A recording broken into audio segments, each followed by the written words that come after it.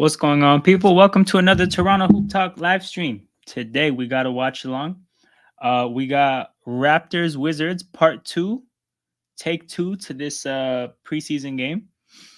I'm about to share my screen with the scoreboard really quickly. But yeah, people. Second preseason game. First game was Scotty Barnes. RJ Barrett's not going to play. Quickly's not going to play. It's not as much of a starting lineup as you'd hope. But I think I just saw the lineup. We got Barnes and Pirtle, which is going to be our front court. And then we just kind of have a bit of a janky backcourt with Davion, Grady, and Ochai. But still worth the watch, I think. We're going up against Washington, which is definitely a huge part of the appeal. Because you already know that they're gonna make the game fun to watch between their lack of seriousness and lack of defense. It's gonna be a high scoring affair. All right, so we got a scoreboard up. That'll update as the game starts. We are still waiting for tip off. You gotta love NBA start times, man. I've been doing a lot of NFL watch-alongs recently. With a lot of the NFL watch-alongs, they kick the ball off damn near 2 minutes after the listed time. Here we are, 11 minutes after the listed time for this game, and still no tip-off. It is what it is, though. But yeah, we're looking at the starting five. It's the one I just ran off. Mitchell and Grady in the backcourt. Ochai, Barnes, and Pirtle in the front court. The Wizards are not starting JV, and they're starting Kaishan George. So rip to my thumbnail with JV because that's not accurate anymore. But yeah, Sar and Kuzma in the front court, Koulibaly, Kaishan, and Jordan Poole. They're playing a very big lineup. With Koulibaly, Kaishan George, and Kuzma, you have a very modern basketball 2 through 4 of kind of interchangeable players. Obviously, Jordan Poole is the point guard. He's going to be up to pure nonsense. We already know how that goes. But Davion is going to get a chance to guard Jordan Poole again. We'll see how that goes. And yeah, people, second preseason game. Basketball is back. It'll be interesting to see what the bench looks like today. And who gets minutes. But yeah, shout out to everybody that's tapped in. Make sure you guys hit that like button, subscribe to the channel. Those are the best ways to support any content on YouTube.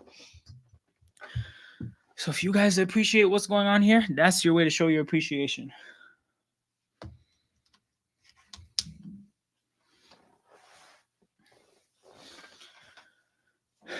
Damn, the stadium is empty in Washington. People have 100 million better things to do in Washington on a Friday night, I see. Scotty Barnes with the fresh twists. Grady also seemingly got a haircut, but the look is, I wouldn't say fresh. But it's definitely it's a look. Davion passes to Scotty. Good active hands by Kaishan George. Scotty goes tough to the basket first possession, gets the ball to drop. Quick points for Scotty. So it looks like Ochai is guarding Jordan Poole. So where's Davion Mitchell? Davion Mitchell is guarding Koulibaly. Grady on Kaishan, which I think we saw that matchup in the last game.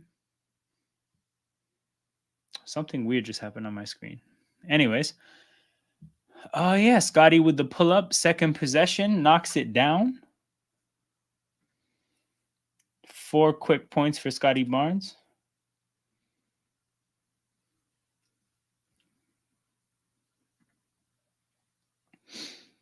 Pull-up Jordan Poole. Brick. And then quick transition the other way. Pirtle dunk over Poole and a timeout 68 seconds into the game from Washington. Pretty similar quick start for the Raptors against Washington. Safe to say, Washington is a complete mess. That team is a joke.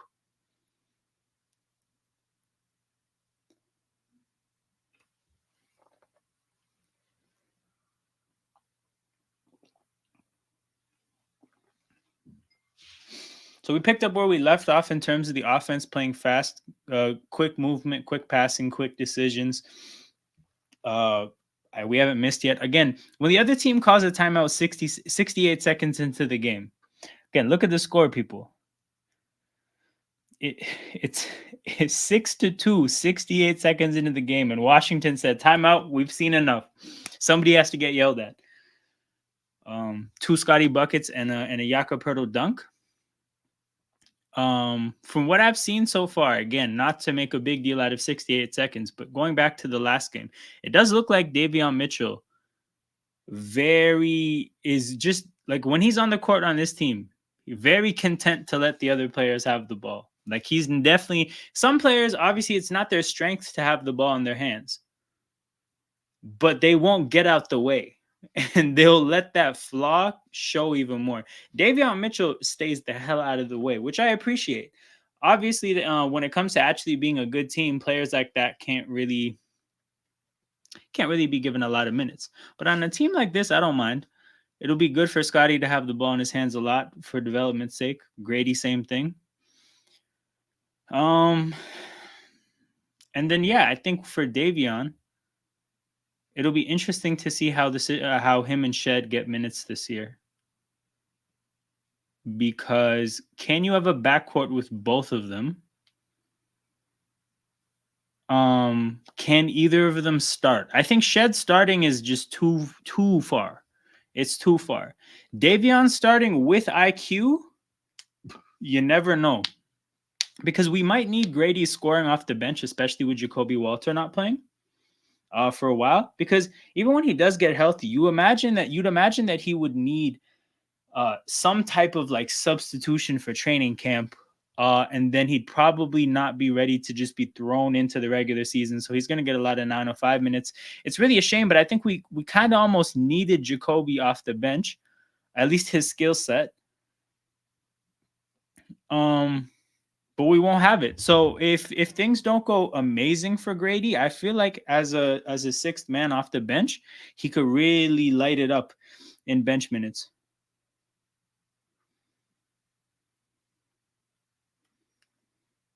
But yeah, people, Scotty Barnes, very good at basketball.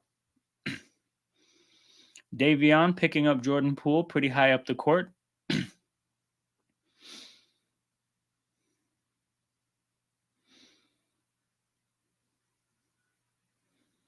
Kuzma travels.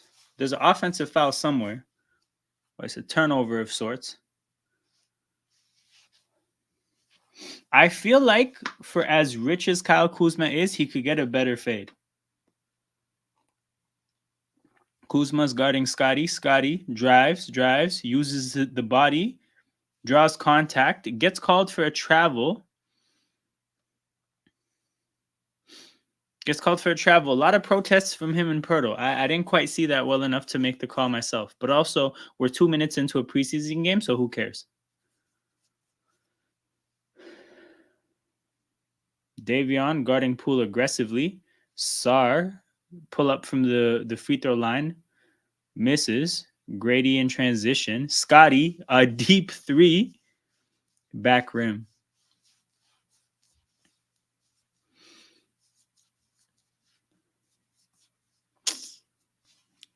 Davion Mitchell, point of attack defense, has been on point so far. This time it's Koulibaly, a player that obviously is nowhere close to being a refined offensive talent, but a player with a big size advantage. And he held his own. He did well.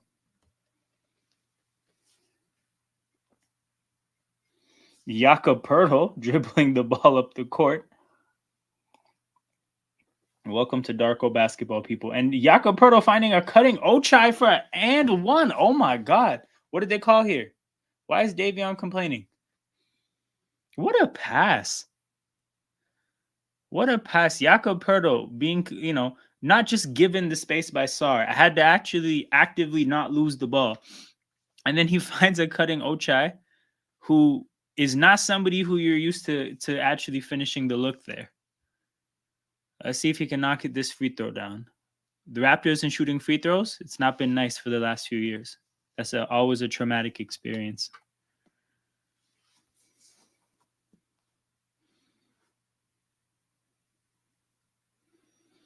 And another turnover from Washington.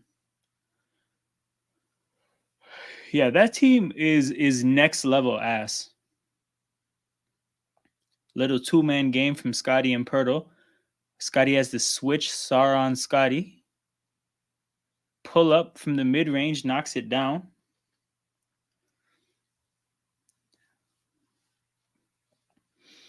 Playing with confidence early. Kuzma, step back three, air ball. Ochai saves it for no reason, really.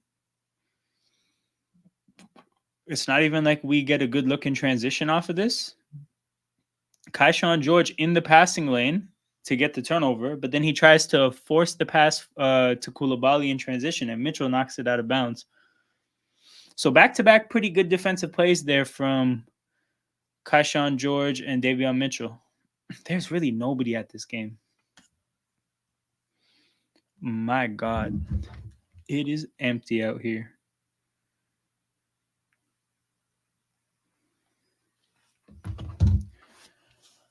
But yeah, I mean, I guess the only place I'm left now is seeing what the subs are going to be and who gets what kind of minutes. Looking at the box score here.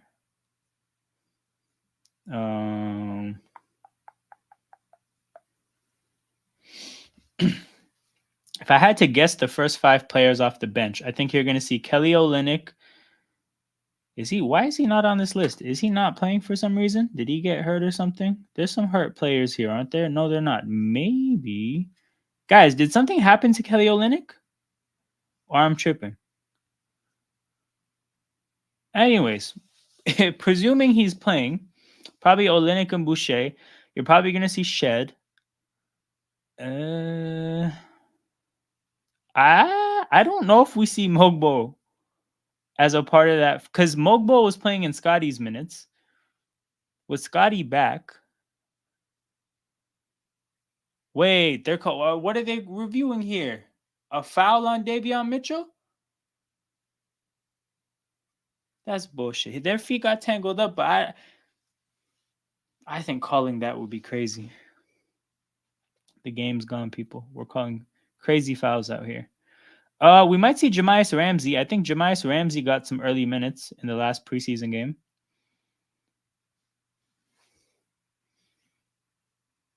And then who else? Not Roden. Roden checked. Oh, Carton. Carton. It's going to be Carton, Shed, Jamias Ramsey, Olynyk, and Boucher. That's my prediction for this first set of 5 players off the bench. I think you're going to see the Mogbo minutes like much later in the game.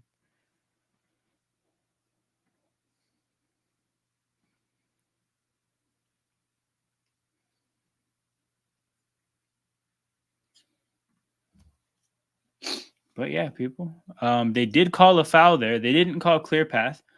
Pirtle almost gets the turnover or almost forces a turnover. Washington has to hustle back into their own backcourt to get it. The pass up the court's deflected by Scotty. Lots of active defense here. Forces a travel from Washington. Look, the Raptors are playing with, like, it.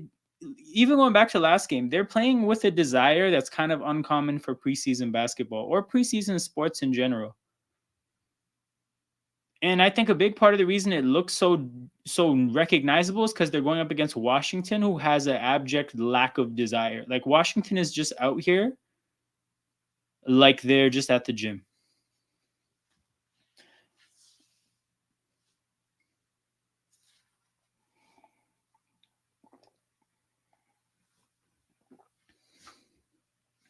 I'm really looking forward to when the Raptors play Boston, to see us go against just like actual good NBA basketball players.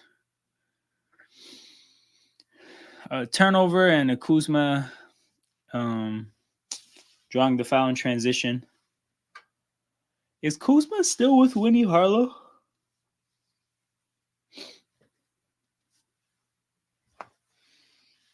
I don't follow these things. I don't know, but I just remember that was a thing.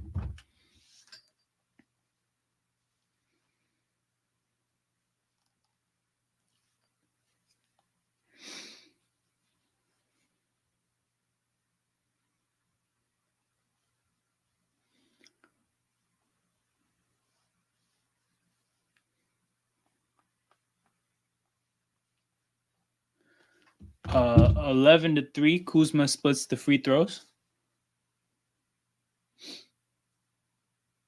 Davion in transition. There's some contact there, but he can't finish at the rim, but it wasn't close. You don't like to see misses at the rim that badly. Kuzma, again, just playing unserious basketball, turning it over. Trying to force a pass that obviously isn't there. Scotty gets Poole matched up on him. Predictably, a double team was on its way. Scotty knew that, but he just couldn't find a pass quick enough. Actually, a really good double team from Koulibaly.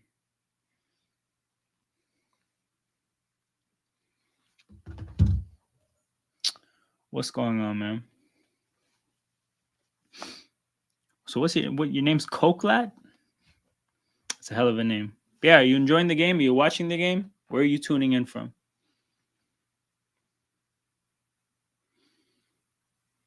We got Raptors Wizards preseason basketball on a Friday night.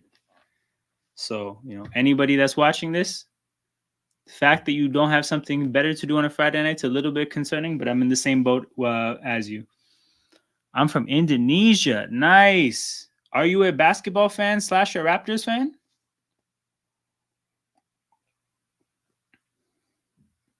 Scotty Barnes, pull up 3, misses. That's a hell of a pass in transition there to Kaishan George. I don't know who that was from, but he actually threaded it between 2 Raptors. And then an and 1 there. Scotty just kind of checked out defensively there. I think he thought that there just wasn't going to be a call or Kuzma was going to take the contact. And I mean, it was a kind of I don't know what he's doing there because you're not going to draw the charge. You're in the way. I kind of feel like he just got caught between. Oh my God, Kuzma airballs a free throw. I think he didn't he had 2 options and he just picked none. He just froze.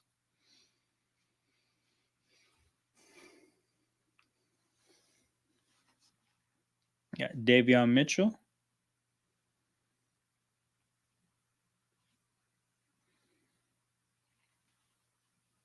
Passes to Ochai. Ochai cuts to the basket, draws the contact. Couple good drives from Ochai, playing better than you'd expect. Kokla. Oh, okay, melting chocolate. So I understand. Kokla being chocolate makes sense. It kind of sounds similar. Is it Lumer? That being melting? I'm trying to see where the association is, but Kokla being chocolate is cool.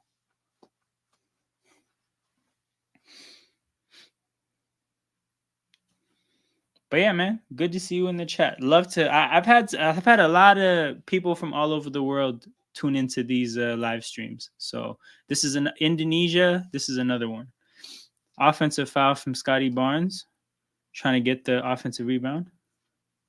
Not gonna lie, Wizards is bad. Raptors gonna win for sure, 100%. Anybody who watches basketball knows the Wizards are absolute mess of a basketball team. But what's your team, my guy? I'd love to hear, if you support anybody. To be honest, though, if I was like you, if I was a basketball fan from Indonesia and I didn't have a local team, I honestly wouldn't pick a team. I would just enjoy the sport. I would have a different team every week. You know what? This week, the Kings are playing good. I'm going to watch Sacramento play basketball. That's how I would do it. Because that's how I am with football, like European football. Not the teams. But when it comes to the nations, so for the World Cup, Euro Cup, I'm a free agent. I don't have a team I cheer for. Every tournament, I have a different team. Damn near, actually, every stage I have a team. Group stage, I have a team. Quarterfinals, I have a team. Semifinals, I have a team. Washington is in the bonus with 6 minutes to go with 6 points. This is a hellacious situation. How many teams other than Washington could find themselves in a situation like this? Ochai with a good cut and a good pass. Grady in the corner trying to attack the defender.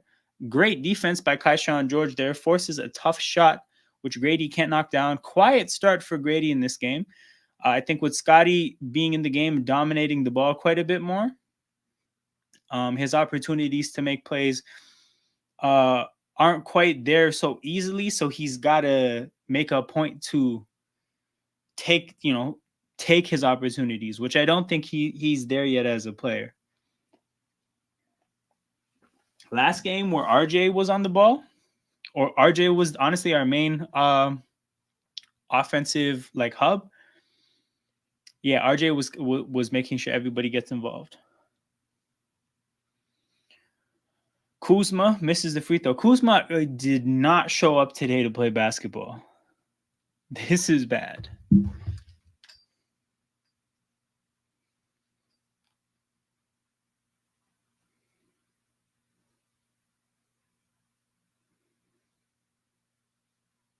To be honest, I don't have a favorite team, but I pick a team because my favorite player. I love Curry, so I'll go with the Warriors. See, you have the right idea. You have the right idea because you can cheer for the Warriors now because they have Curry, and you're gonna always want Curry to win. But when Curry's done playing basketball, then you get to choose again. You get to pick a different player, go look for cheer for their team, and if nobody is your favorite player the way Curry was, then you can just go year to year, different team. That's the way to do it. Grady to the basket tries to finish around Alex Sarr. Didn't really get a good look at the basket. Yeah, bad decision there from Grady. Kispert travels. Yeah, this preseason game is disgusting. But yeah, Koklat, this is primarily, so here's the thing. My channel is called Toronto Hoop Talk, right? But what that really means is I'm from Toronto and I'd like to have a YouTube channel where I talk about basketball. So it's naturally going to have a Toronto slant. So I obviously do a lot of Raptor stuff. I do a lot of Team Canada stuff for Olympics and FIBA. But also, like, I watch other basketball, and there are other games that I'd like to watch. Sometimes, the Raptors, if they're not doing it, I don't only watch this team. So, especially this year, I think I'm gonna do some Thunder games to watch Shea. I might do some Nick games to check in on OG. I don't know if Jamal Murray makes me want to watch the Nuggets like that.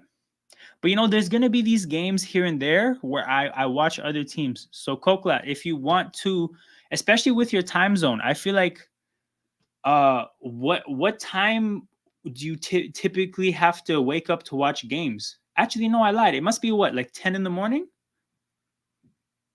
But yeah, if you ever want friends to hang out with to watch basketball, this is the channel.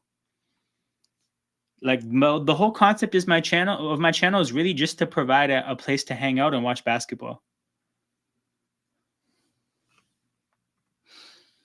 I mean, they don't have enough star power is one way to put it. Oh, 6 a.m. See, this is why I was asking, because this is the thing. When you wake up at 6 a.m. to watch basketball, be honest, how many of your friends are down to do the same thing with you? Like, they're down to wake up at 6 a.m. and watch basketball with you? Probably none, right? Like, all the people who I've seen in like on this channel who from Europe, they always have to stay up to like 1 a.m. to watch basketball. So I think oddly enough, stuff like this is good for those kind of people, because if you want to again hang out with people while you watch basketball, it's going to be a situation like this more than like your chances are better to find company in a situation like this than your friends in real life. But yeah, what do you think of the Raptor squad this year? Yeah, they're just not going to be good this year. The star power is putting it lightly. They just don't have enough talent this year. So this year is going to be about letting the young talent develop and get better. Hopefully, we get more young talent in the draft, and then next year we'll see what happens.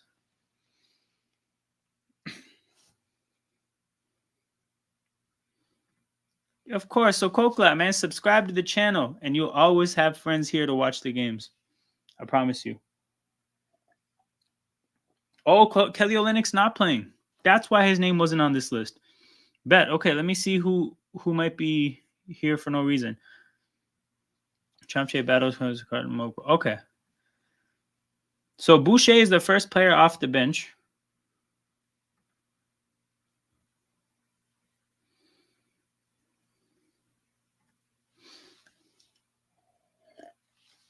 By the way, Kokla, if you have a If you have a football team, like a soccer team, let me know because I'm a Chelsea fan.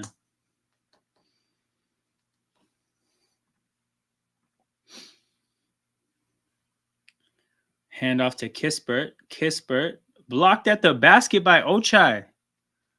Ochai having his best game yet. Boucher gets stripped. Gets stripped in transition.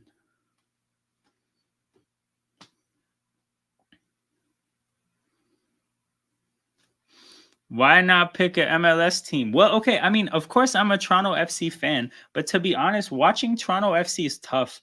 I watched it a little bit the year that they wait. Bruno Fernando's in the game. How did I miss that? He's checking in early. He checked in much later in the last game. So the front court subbed out. Pirtle and Barnes out of the game for Boucher and Bruno Fernando. But yeah, I watched TFC when they had Javinko because they were actually good. And Shed checked into the game as well. Valanciunas. Yeah, him and Kelsey definitely don't look the same anymore.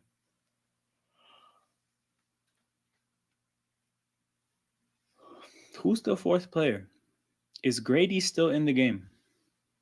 I doubt it. I think Carton was the guy I called to check into. No, Grady's still in the game. So Grady and Ochai stay as the starters with this bench unit.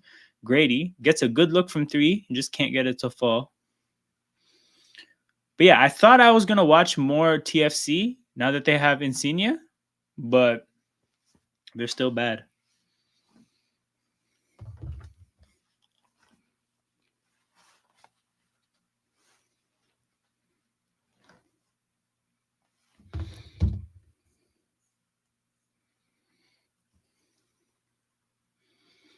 Yeah, that was definitely not legal, man. Valanciunas out here blocking like an offensive lineman.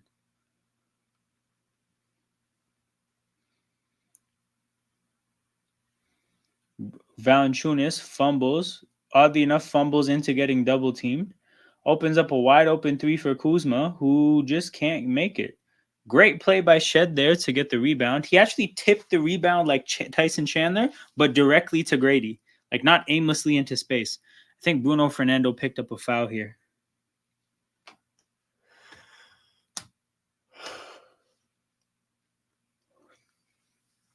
Whoa! Oh yeah, Washington's in the bonus.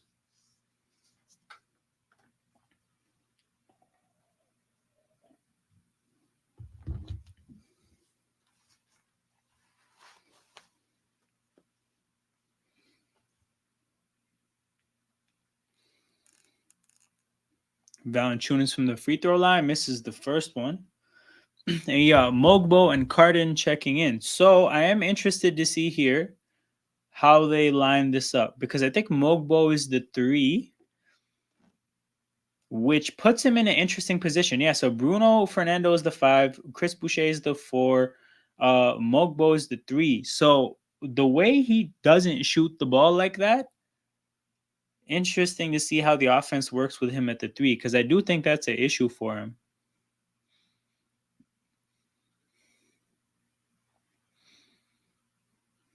Hand off to Mogbo, who loses his footing, but then kind of operates as the ball handler in the pick and roll, puts up a floater, misses badly. Great job by Carton to get the rebound, but then he almost throws it away. Shed, driving, kicking, Carton in the corner. Oh, he draws the foul. It's all good. I think he drove the wrong way. I think the way that the defender was jumping at him, I think you should have sidestepped to the left. You would have had space. That's interesting that you identify Toronto winning the championship as the turning point for things going soft. But I know what you mean. There's a oh, okay. This kind of helps out me understand maybe where you're getting at because Kawhi Leonard came in, showed people the benefits of rest, and now everybody's abusing it. Everybody's abusing it. But no, I agree. The mindset towards playing basketball isn't the same. Like I remember when NBA regular season used to feel like fun to watch. Oh man, Shed just contested that 3 about as well as a person can, and Koulibaly still made it. But yeah, no, I remember when the regular season used to feel fun to watch, but with as much rest as people are getting, and as just you can see that teams don't really care about the regular season anymore, it can be a tough watch. Definitely a tough watch. Okay, great steal by Mogbo in transition. Great pass to Bruno Fernandes. Oh my God.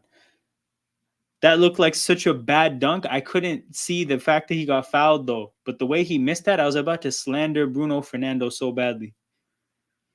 Thankfully, it was that was not just him. He had to get fouled for that to happen. But great steal by Mogbo, and he looked very comfortable there in transition, finding his man. Made a good decision. Set his guy up for a pretty open dunk. Had to get fouled, and fouled barely to prevent a wide open dunk.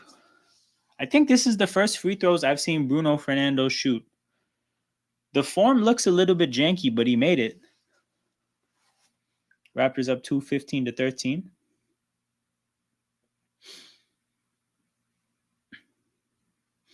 But yeah, Kokla, when did you start watching basketball? Because that can sometimes give a person a feel for like what your taste is in the sport almost. Because I really like started to pay attention to basketball maybe like 2006. Like I knew what was going on, I'd say 2004 onwards, but I really didn't start paying attention until Dwayne Wade's first championship against the Mavericks. That's when I really started locking in. Hey, what's going on, Jared Brown? How's California treating you? Are you there for the game today? Yeah, I think that's what you said. You're there for the game today. That's a huge matchup. I actually look forward to watching that after this game is done. We're gonna engage in some baseball viewing.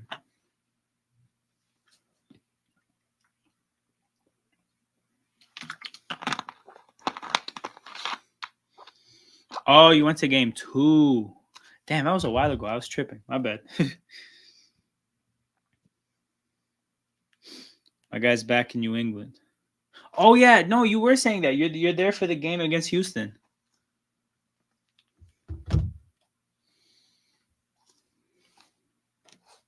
Did you find any good food? Are you the kind of person that when you travel, you want to try what the local like specialty is food wise, whatever it is? Because that's what I like doing. If I'm somewhere, if I'm in somebody's city, I at least one time I want to just eat like whatever the hell you guys are known for. I watched basketball since 2012, Miami, LeBron James. Okay, that makes sense. That makes sense, Cokelot. Um, yeah, I think that era of basketball, like specifically LeBron on Miami, that brought in a lot of basketball fans. And were you a LeBron fan at the time? Because I was a Heat fan, but it actually wasn't because of LeBron. Dwayne Wade is my favorite basketball player of all time. So if the second the Raptors season ended, I was a Heat fan. Yeah, I had a Dodger dog and some lobster rolls. Ah, you've been living good, man. You've been living good. You love to see it. DJ Carton with a lob to Boucher in transition. Okay, I think I've grown to appreciate DJ Carton more and more. Who hit that 3? I hate when the camera people do that. They pan to something stupid and then you miss actual basketball. Like they just wanted to put a camera in DJ Carton's face. And we miss who hit that 3. Carton loses his footing. Shed, navigating the pick and roll, finds Bruno Fernando, who has a great look, but he can't get it to fall. Boucher competing for the rebounds, getting an and one, getting alley-oops. Typical, yeah. But yeah, I think I already mentioned that. I watched NBA since 2005. Okay, roughly same time as us, or as me. So then you caught the Boston Celtics championship in 2008 as a Celtics fan. I think when they were playing the Lakers, I would rather I think I preferred the Celtics winning over the Lakers. When LeBron murdered Jason Terry with a poster dunk, that's when I like LeBron. Okay, you're a man of culture because that was a moment. That was a hell of a moment.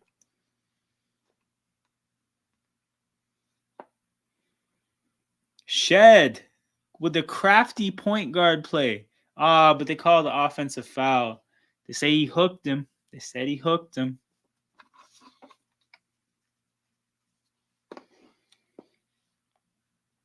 But yeah, when he did that to Boston, it felt so like everything was like he was getting Boston back for what they did to him when he was on Cleveland. Like specifically that series, because the same series he had 30 in the first half in the Garden.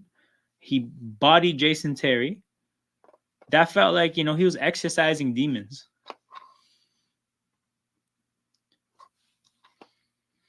But yeah, this series was amazing. What the hell? To avoid a shot clock violation, Washington jacked up a crazy three. 23-18, 24 seconds to go. Scotty Barnes with the ball. Jab step. Starts dribbling, draws a double team, shed, kicks it to Bruno Fernando from three, who shoots an air ball that Boucher catches like it was a pass. That's so disrespectful that Boucher could tell it was a bad miss from so far away. My guy jumped for the ball. He's like, I need to catch this. Is not hitting the rim. I have to go up and get this. That's crazy. I watched the 2019 finals. I was so happy the Raptors beat the Warriors. That was a time, man. Like, the thing you guys don't understand. Okay, a couple things. So something I've heard from like people who live in like California or like Miami, in these like nice summery cities, or like good time cities, who win NBA championships. I've heard people talk about how like championships set the tone for summers. So if your local team wins the championship in June, it's just like the party, like the city has a different atmosphere as far as having a good time goes for the rest of the summer.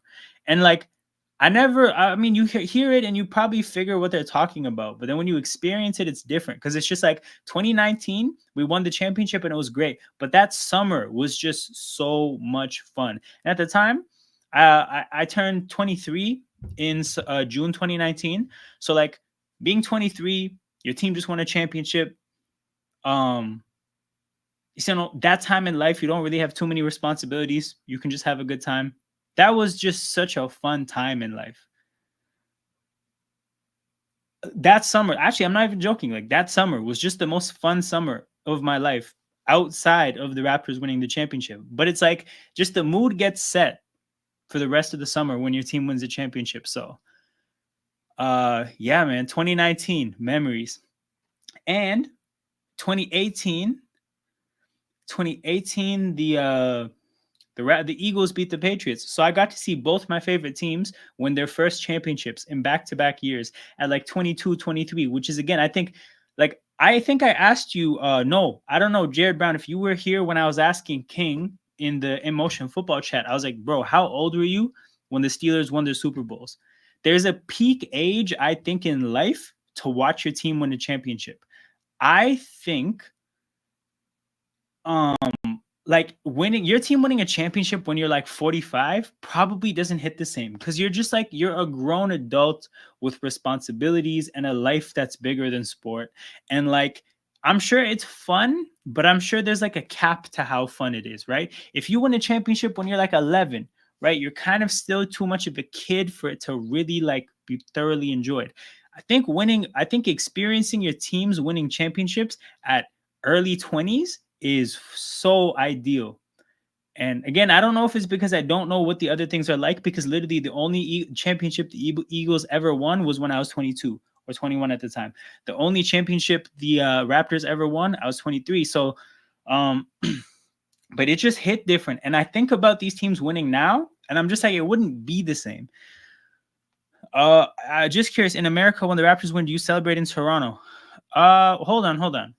I'm from Toronto. So in America, when the Raptors win, do you celebrate in Toronto? I actually don't know. Wait, what are you asking here? So like, when they win in America, do we celebrate back home in Toronto? I'm a little bit unclear on what the question is.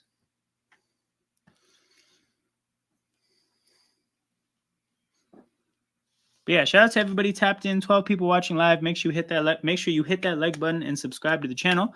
Those are the two best way to support any YouTube channel.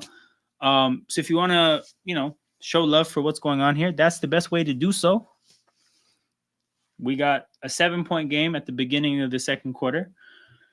Raptors played phenomenal basketball to start the game. It slowed down a little bit. It got really sloppy. Nothing to really talk about in too much depth.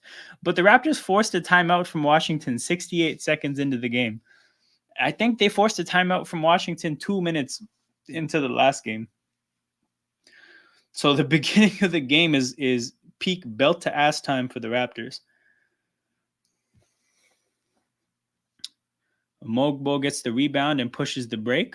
Pick and roll with Bruno. That's outrageous for Mogbo right there. The guy tried to throw a lob to Bruno Fernando as the roll man when there was a defender right there. Like, I don't know if you think that Bruno's just going to jump up and just poster that guy, but that's wild.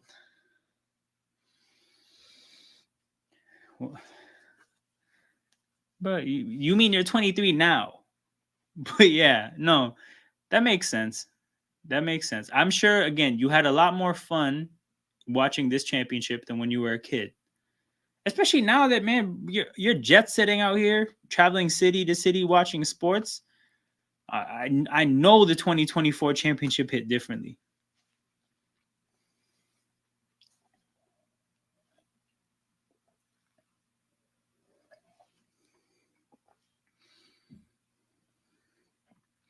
Do you celebrate with the championship? When I watch YouTube, when the team wins, they celebrate a trophy above the show. Oh, yeah. Oh, we did. We had a legendary parade in Toronto, man. Our city was so packed out. Like, there wasn't really room to walk. There was somebody shot a gun at the parade, right? I mean, not to make light of that, but shots rang out at the parade. It was a time. Marc Gasol, have you ever seen people chugging beer? Like, I'm sure everybody's seen that, right? Marc Gasol chugged a bottle of wine. One, you know how much sugar that is? Two, you know how much alcohol that is? He's out there chugging wine like it's a beer. It was crazy. It was a time though. Yeah, the whole city stopped. And you know what it is too? Is like so many people were there that just didn't give the first fuck about basketball, right? But it was just such a moment for the city that everybody turned up. You don't know how many girls I've met, just random girls who have no connection to basketball. And they'll just talk about being at the Raptors parade. But it was just a thing, like people were there. But I'm still waiting for my Texans. It's the first championship in a franchise's history. It hits different. Again, I don't know because I've never experienced the second championship in my team's history. But I just feel like the first one would hit different. It's also the way our two championships hit. No, Coca, you don't understand. Bro, here's the thing. English speakers word things wrong all the time. If you're a person that is speaking English like this as a second language, your English is amazing. Right? Again, I'm from Toronto, a city where a lot of people are here from other countries. It's a very international city. I know so many people who speak English as a second language. And trust me when I tell you this, it's a very hard thing to learn. It's a really stupid language. There's a lot of random rules. There's a lot of like exceptions to rules. It's a very hard language to learn. So you actually speak it really, really well.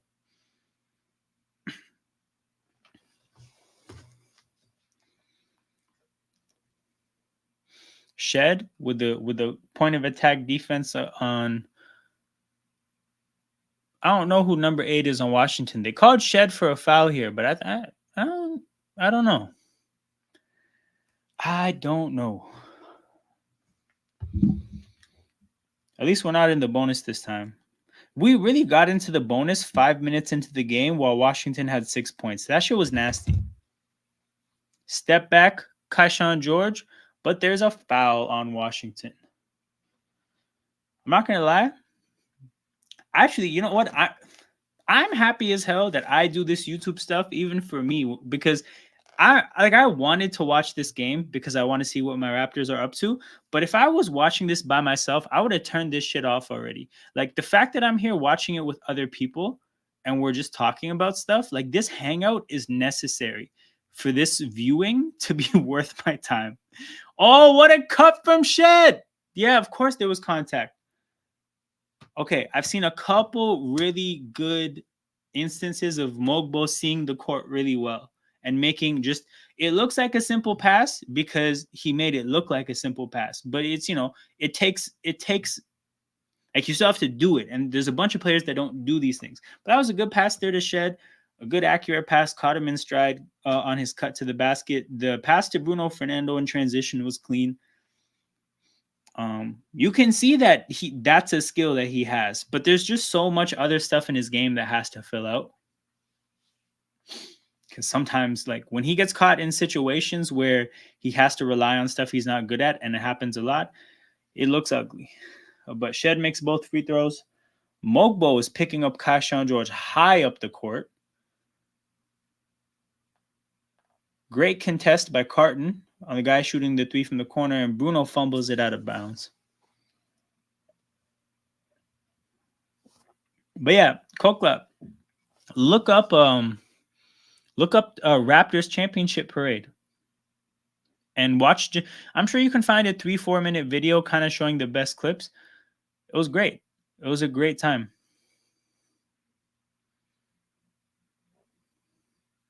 Transition.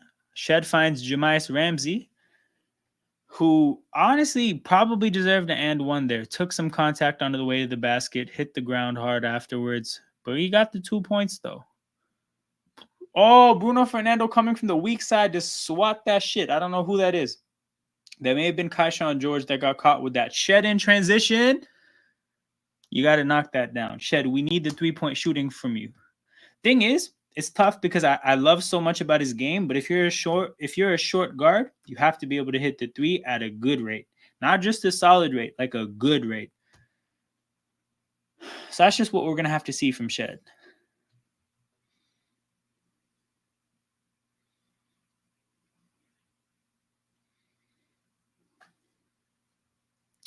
But yeah, people, shout out to the 11 people. Oh, just dropped to 9. Damn, you hate to see it, but that happens. But yeah, make sure you guys hit that like button, subscribe to the channel as well. Oh yeah, let me look at the next games. Jared, I think the next 2 Raptors preseason games are against Boston, so that's fun. We got Sunday, they play at 7, so I'm probably gonna do that game, and then at 9:15, tap into the Giants Bengals game on the other channel. It's a shame that Malik Neighbors isn't playing.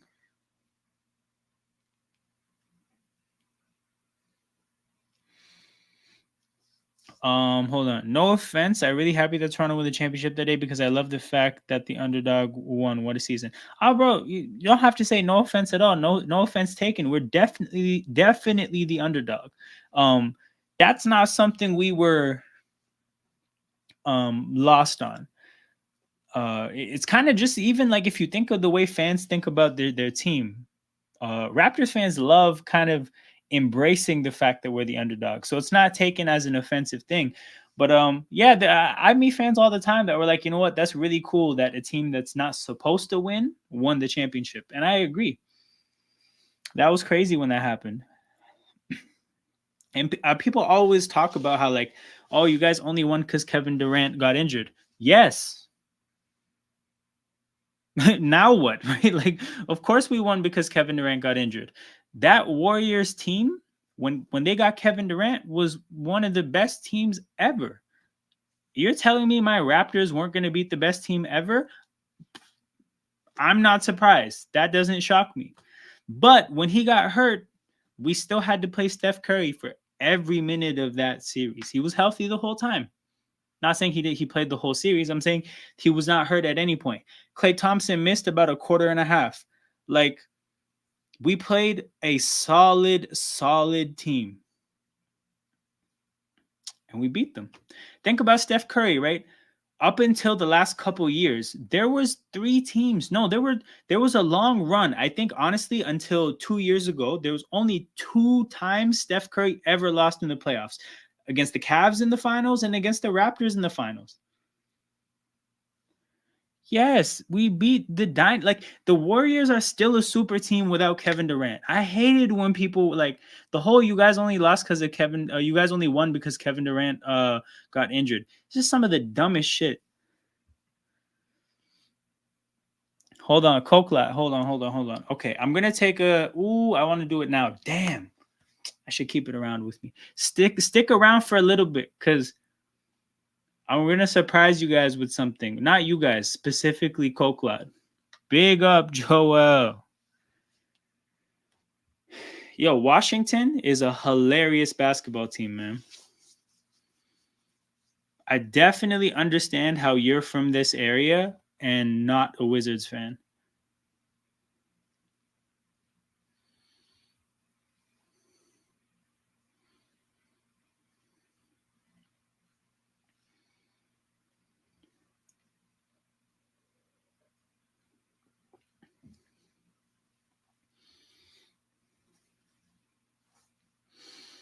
When I see the pictures of dice behind you, I was thinking of the Lux test that Kevin. Oh, um, okay. This is from. This represents basically Fred Van Vliet and Pascal Siakam, right? So Pascal Siakam, his nickname is Spicy P, right? I don't know why that's his nickname. I kind of hate it, but it's his nickname.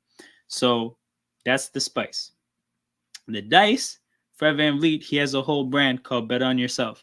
If you guys aren't familiar with his story, he's done a lot of betting on him on himself in life. So somebody nicknamed them Spice and Dice, right? So I got a Spice and Dice little poster here. And the reason why they're on this wall here is because they actually kind of have a cool place in Raptors history. They came into the organization at the same time. Pascal was a draft pick. Fred VanVleet was undrafted. But in their rookie years, they actually went to the G League and they won the Raptors' ever first G League championship in their rookie years. And then a few years later, on the actual Raptors, they won the Raptors' first ever championship. Both played huge roles on that playoff team. So I think, yeah, Fred VanVleet and Pascal Siakam actually have a pretty unique place in this franchise's history. So they're commemorated here as Spice and Dice.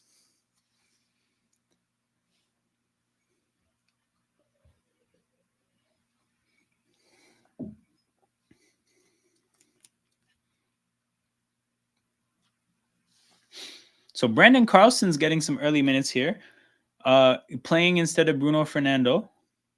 This is much earlier than Carlson got his minutes in the last game. I don't think he saw the court until the fourth quarter in Montreal. So I guess he's benefiting off Kelly Olynyk being hurt here. One of the worst sports organizations. Have you ever heard Gilbert Arenas talking about his time in Washington, specifically his dealings with the owner? It's some of the funniest shit in the world because he talked about how when he first signed for Washington, right?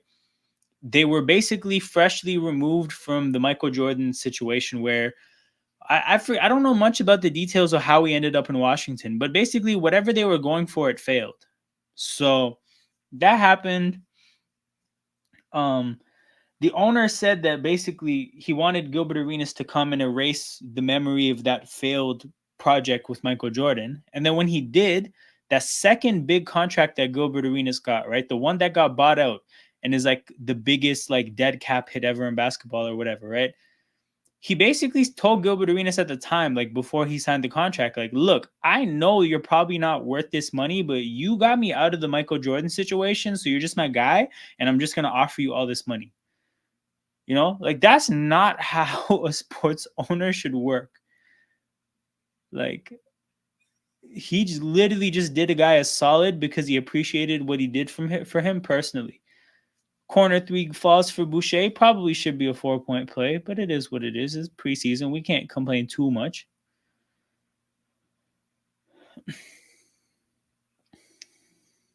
Davion Mitchell. Crossover, spin move, dump off to Carlson, who gets stripped. Damn, that could have been a highlight. I thought the spin move from Davion was unnecessary. And then I think Carlson there, you can see when he gets under the basket, just not strong enough to really uh, get space there to get the shot off. Effectively got bodied.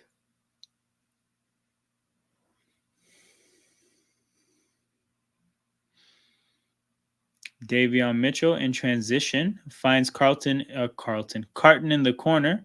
Sloppy pass there. It could have been an easier look. In your opinion, who do you want to remove and add to the Raptors? Remove is too easy of a question just because we're a young team. Like, we're a team that's obviously not like the Raptors are not going to be good with many of these players. So when you say who do I want to remove, a bunch of people. Like, if you take away, set aside the young players, I want everybody who's above 25 removed except for like,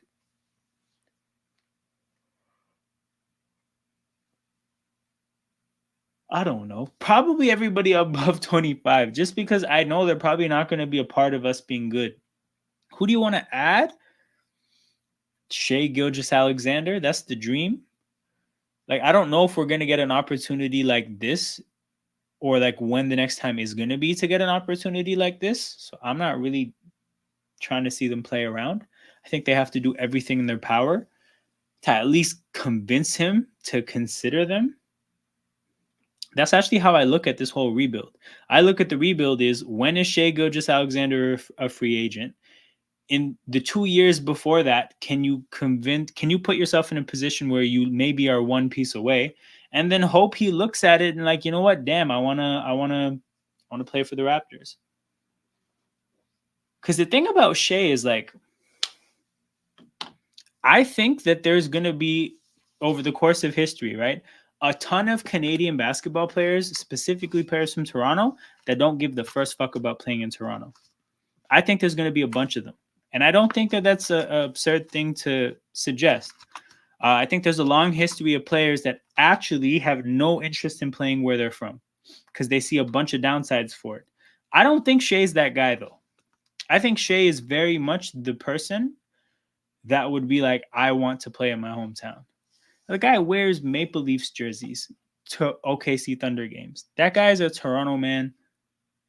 Like, not in the Toronto man sense, but he's a Toronto person, even though he's from Hamilton. But you know, he's really from here. I think it really would mean something to him. Like I said, I actually don't think it would mean anything to Jamal Murray. Like, Jamal Murray doesn't really seem like he cares that much. But I think Shea does. Do you prefer Luka or Shea to the Raptors? Well, just Shea because it's just different. But I mean, I acknowledge Luka is amazing. But that being said, Shea is a two-way player. Like, Shea is a guy who has superstar offensive talent without like superstar baggage in terms of not wanting to put effort into playing defense, being like a drama queen and whatnot. Not to say that Luka is all of those things, but he's some of those things for sure.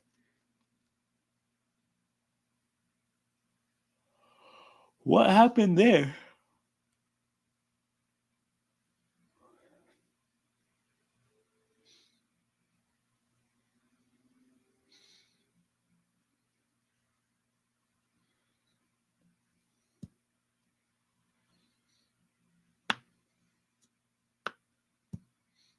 Davion, Scotty Barnes. Scotty Barnes is back in this game.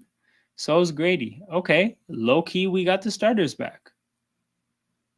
Davion cuts to the basket, gets a bucket.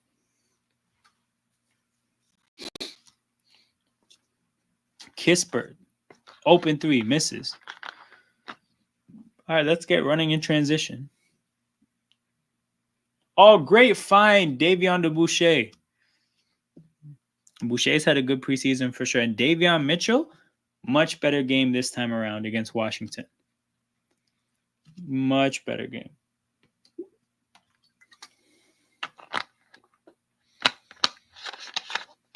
Kuzma kicks it to who's that? Who is number 8? Oh, that's DeLon Wright, isn't it? No, it's not. That's a Carrington. Why did I think it was? Oh, DeLon Wright got traded from the Wizards. What? How did Jakob Poeltl not turn the ball over there? One-handed pass to Grady to the corner, who knocks the three down. Every time I see Grady Dick, and like I'm reminded that we have a player named Grady Dick, it feels like the first time when I was like, bro, what the fuck? We have a player named Grady Dick. Like, I don't think it's ever gonna sound and like seem normal. – . . . . . . . . . . . . . . . . . . . . . . . . . . . . . . . . . . . . . . . . . . . . . . . . . . . . . . . . . . . I think the commentators never mentioned Grady. They mentioned the last name. Yeah. I mean, it's an excuse to say the word. So here's the thing, right? If you before we drafted Grady Dick, if you went to the Raptors, like the store where they sell jerseys in the stadium, and you said, "Look, print me a jersey with DICK on the back," they would have actually rejected your request and said that it violates their rules of what can be put on a jersey. But now all of a sudden, they have to print a bunch of DICK jerseys. If you think about all these television networks, right? A lot of them are family friendly entertainment products. How many of them could you say like dick on? None of them. So this is Grady Dick provides people with a unique opportunity. Among the unique opportunities, bro, I can put this out there whenever he hits a three. You think I could ever hold on? You think I could ever do some shit like this? Hold on. What? Wow. How is this, bro? What the fuck? This? Here we go. How, you think I could do something like this without him being on the team? Bro, they could never ban him. They could never ban him. If he picks it, you know what it is though? He picked the jersey number he picked the number that looks the most like what his name is. So he didn't pick 69, but he picked the next best thing. And also, like, you're talking about Grady and memes, bro. He still got memed. What he did with Anthony Black, that's the craziest meme ever. That was the jersey swap of all jersey swaps. And think about all the different players in the NBA that saw that, and they're like, you know what? Maybe I need to swap jerseys with this guy.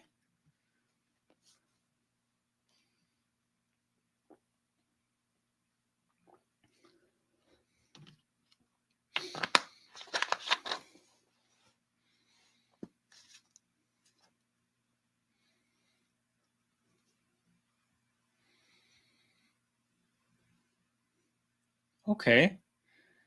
Pirtle tried to throw a lob to Scotty. That's a little bit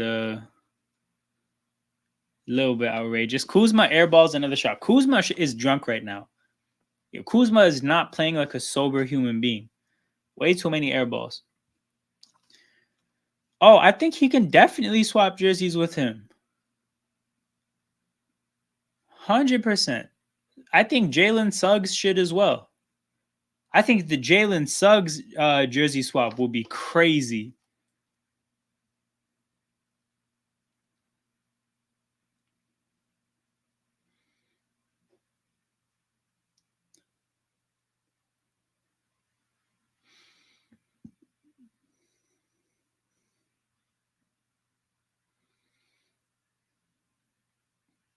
Alex Sarr knocks the three down, makes it a 5-point game. We push the pace. Ooh. Good find by Scotty, and then a good pass by Mitchell again, or like after that, but Pirtle can't quite catch it. Scotty playing some bully ball here, picks up the foul.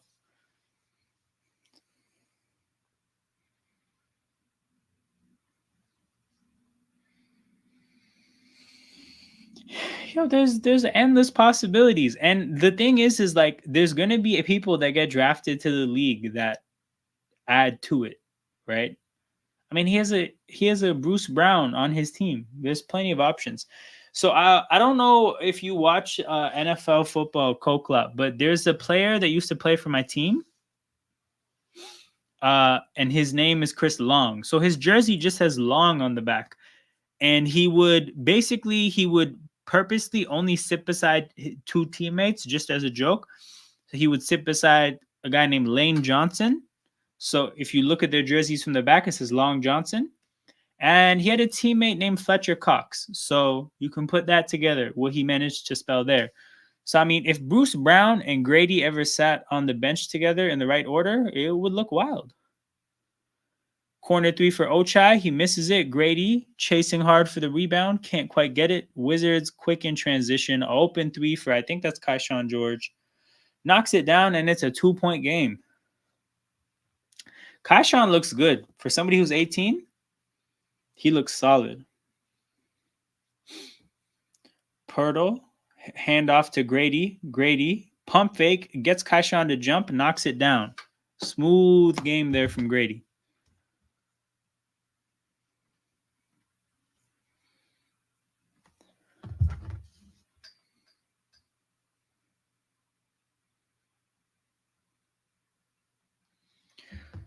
Okay. God damn, Kuzma. Makes it a 1-point game with a 3. 53 seconds to go. Davion Mitchell dribbling the ball up the court. Damn, I can't believe we're in a game with the Wizards.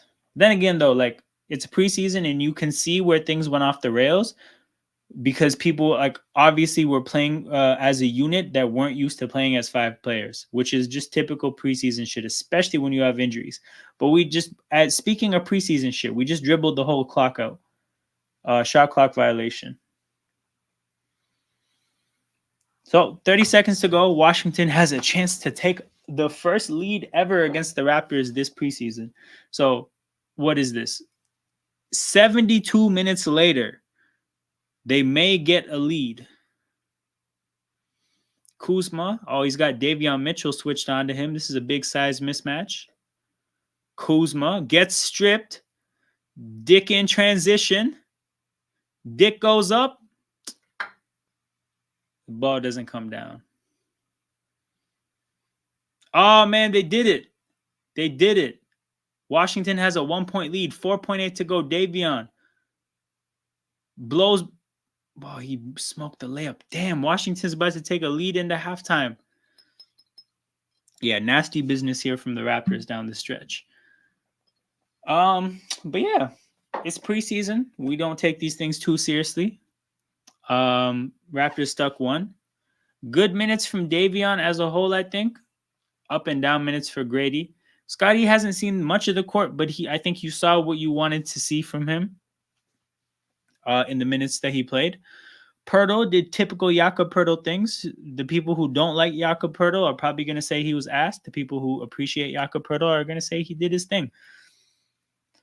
Ochai had a couple of decent moments, but for the most part, had a typical Ochai game. Who else is there to talk about? Mogbo had a couple good passes. Great thing here. Yes, Boucher carried the game. And he did some of that in Montreal as well. You can tell when the bench plays, we're actually pretty ass. But Boucher does his thing. His hustle, occasionally he'll hit some threes. But it's just his hustle and athleticism and transition. He just makes things happen. That's the story of his career. Is just you're never going to look at him and say, oh, that's a phenomenal like talent, but he just makes things happen. Actually, why am I turning this into a guessing game? I can actually just go through the players one by one. Okay, I talked about Davion. I talked about Grady. I talked about all these guys. Talked about Boucher. DJ Carton, good defense, I think, for the most part, but not much else. Jamal Shed, like I mentioned earlier, like as much as you could love what he does, as a short guard, you got to make shots. You have to make shots, and he's 0 for 3. So that can't persist. But as for the rest of his game, he did the typical Jamal Shed thing. Pesky defender, active hands, smart, like high IQ stuff offensively. Look decent pick and roll ball handling. Has a couple assists. I actually think, does he lead the game in assists? Only Jakob Pirtle has more assists. Bruno Fernando, I don't know, man. He's just not that good. Mogbo, I already talked about. Jamias Ramsey didn't do play enough. Brendan Carlson, bro, he just looks too small. Like, that's the prevailing feeling I get whenever I've seen him play in this. Like, he had his moments in Summer League, but when I watch him play in the preseason, he's too underweight, and he's not even young. He's like 25. Like, it's not even like, oh, this is a kid, he'll fill out. He is 25. whatever diet they put Grady Dick on, they need to put Carlson on the same diet. The problem is that Carlson's 25. So I don't know. We'll see what happens. As I typically do, people, it's halftime. So I'm gonna step away from the stream for about 5 minutes, go get a drink of water or a drink of something else. Use the washroom. I'll be back pretty shortly. You guys hang out or not. Or you guys can leave and be back in like 5 minutes or so. We will be here to watch the second half. Like I always say, make sure on your way out you hit that like button and subscribe to the channel. Those are the best ways to support anything on YouTube. If you don't like the content, dislike the video because that oddly enough helps as well. So yeah, it is what it is. If you like what you see and you want to support it, just engage with it. Comments, likes, subscriptions, all that stuff. But yeah, I'll be back in about 5 minutes. You guys sit tight. See you guys in a bit.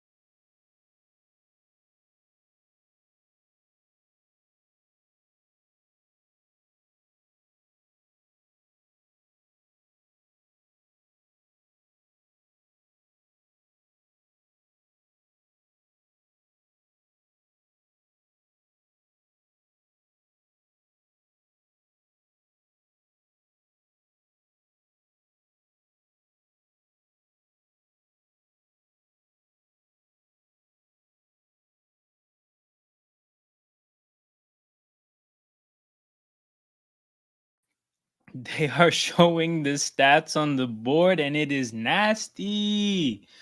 34% shooting, 38% shooting. Raptors are 2 for 15 from 3. Wizards are 8 for 22. So combined, these teams are 10 for 37 from 3. Nasty burp there. I'm sorry, people. I wish I could see some of the other stats. They took it off the screen too quickly, but the game is back. 48 to 47.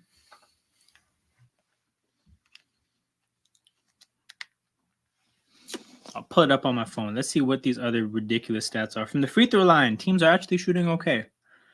Holy shit, 24 combined turnovers, 28 combined fouls. Scotty Barnes with a quick basket to get the lead back. I know he feels like how I feel, that losing to the Wizards in any context feels just like it makes your skin crawl. Kuzma, pull up. Surprisingly, does not airball this one. Scotty turns it over, trying to make a quick pass. Lack of sharpness there from Scotty Barnes. Lack of sharpness on the pass to Alex Sarr. And a lack of sharpness in Sarr's finish at the basket. Welcome to preseason, people. There's a lack of sharpness there. There's a lack of sharpness in Washington's 4 defenders being back. That wasn't even a fast break or a transition because Washington's defense was set. And Jakob Poeltl had too much space in the middle for a set defense. But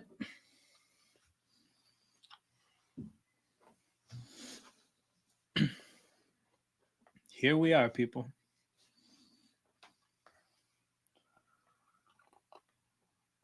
Bro, they showed. Hold on. Washington called the timeout 57 seconds into this half. They called the timeout 68 seconds into the first quarter and 57 seconds into the third quarter. And that team is panicking when things go left. Because the thing is in a preseason game, it's not even that deep that your team showed up playing like ass out of a quarter, right? Like to start the first quarter, start the third quarter out of a break. Really, like that's not a shock. I don't know why he's calling timeouts this early. Like, let your team play out of it. Actually, this is the ideal situation to see if they're capable of playing out of it. But in other games tonight, we got the Timberwolves beating the Sixers. Julius Randle isn't healthy, right? Because yeah, he's not playing, but DiVincenzo is starting.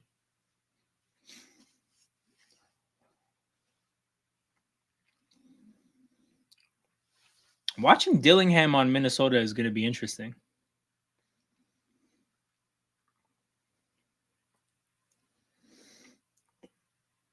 Them having a scoring punch off the bench would be crazy. I see Paul George is the 4 for the Sixers. That doesn't sound like a great idea to me. I wonder why that's the case.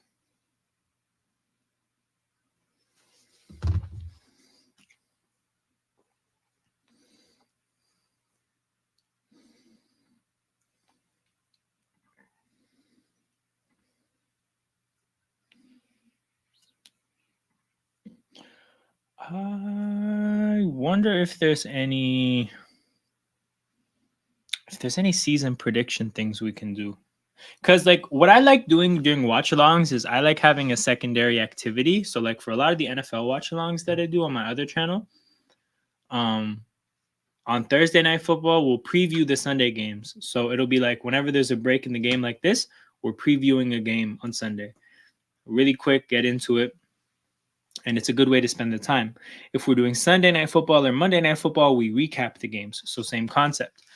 I like coming up with ways of doing watch-alongs like that, where there's a talking point and a game, and you just seamlessly go from one thing to the other, and that's how you spend the time. But still haven't quite found a way to make that work with basketball.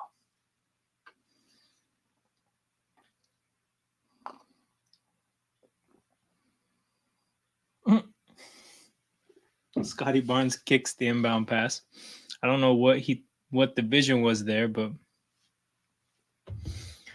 you stick your leg out and you get it, The other team will still keep the ball. Kuzma kind of bullies Pirtle there.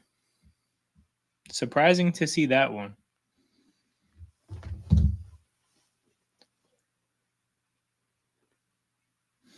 Grady coming off his screen, passes it to Ochai. Ochai gets fouled.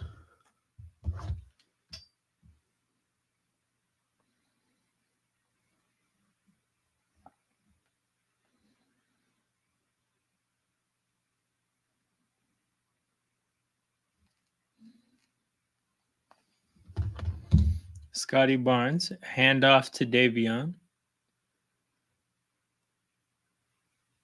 Grady. Kispert. Okay, okay. That was a nice little two-man game between Grady and Jakob Pertl there. Yo, you know a lottery team when Boucher is carrying Raptors against Wizards. Bro, Washington looks... We know Washington is a mess, but yeah, like this Raptors team, very dependent on a small handful of players. Well, yeah, when the starters are out of the game, that second unit looks like a mess. It's Chris Boucher, like just shenanigans or nothing. But yeah, shout out to you, Marcus.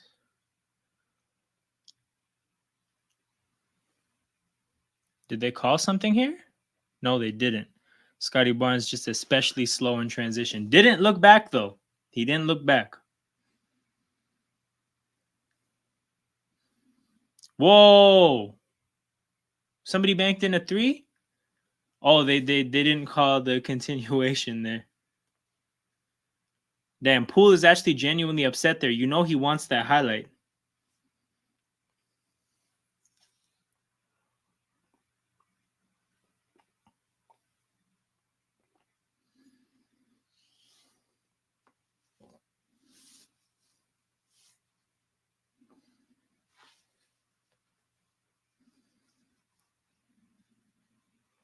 And won by Kispert. God damn. Okay, Jakob Pertl in this half has looked terrible. The way Kuzma put his shoulder in his chest just moved him off of his spot and got an easy basket earlier. And now Kispert here, you're not like a presence against a Corey Kispert. I don't even know if his name's Corey. I'm just hoping it is. Kispert misses the free throw. Barnes in transition. Well, it's not transition. I don't know why I said that. But nonetheless, Barnes gets the ball. Gets the end one. So I think when it comes to the Raptors offense, we're going to be so reliant on Barnes, Quickly, and Barrett that the second one of them is out or just not playing well, it's going to fall. It's going to completely fall through. That's why you need to move Jakob Pertl now while you still can get a first to him. You wait till Jakob slows down. You may have to give a first to move him later. Do you think we could get a first for him now? Because I feel like we couldn't. I feel like, I don't know. It doesn't feel like we could get a first for him. Maybe I'm wrong, though. But I actually feel like we've kind of messed his value up a little bit. His contract is good because of how the NBA just inflates deals. But I feel like we don't put him in a position to shine. Not that we should expect ourselves to, because no, you can't put a great team around him and let him really like thrive as a role player. I think a playoff team like the Pelicans will give a first for him. Yeah, that makes sense. Like the difference between a 20s first round pick and a lottery first round pick are two different things, right? So maybe a contending team gives up the pick for him. You know, not a top 6 protected first round pick. That's only something we would do. Barnes is trying to, God damn, he tried to go at Alex Sarr, and Alex Sarr actually shut him down. Made him lose his handle and then blocked him. That was nasty, like not in a good way, like the bad nasty.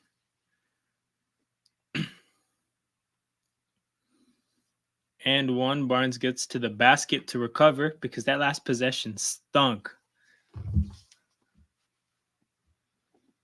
The only other team I'll give a first is Grizzlies if he get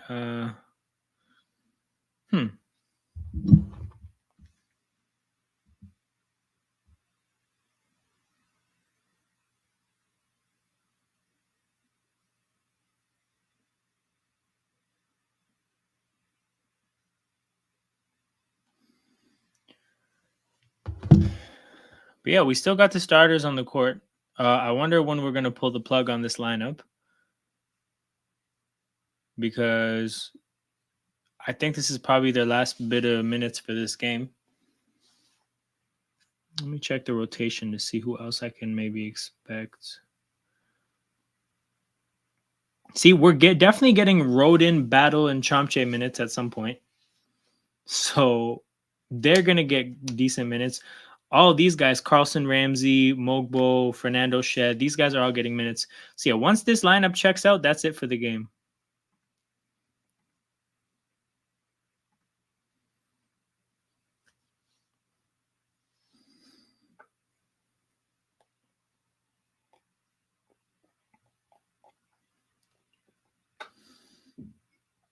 Yo, Washington's in the bonus again?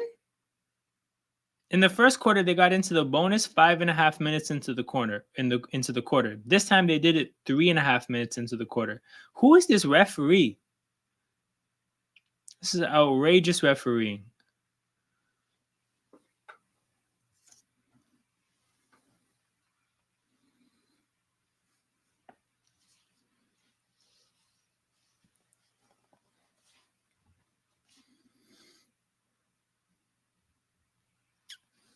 The team I think we'll give first is Grizzlies if Edie gets hurt.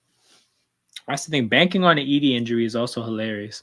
But yeah, if there's only one team, like if there's only the Pelicans, I think they'd probably budge, like not budge. I think they would sit tight and be like, you know what?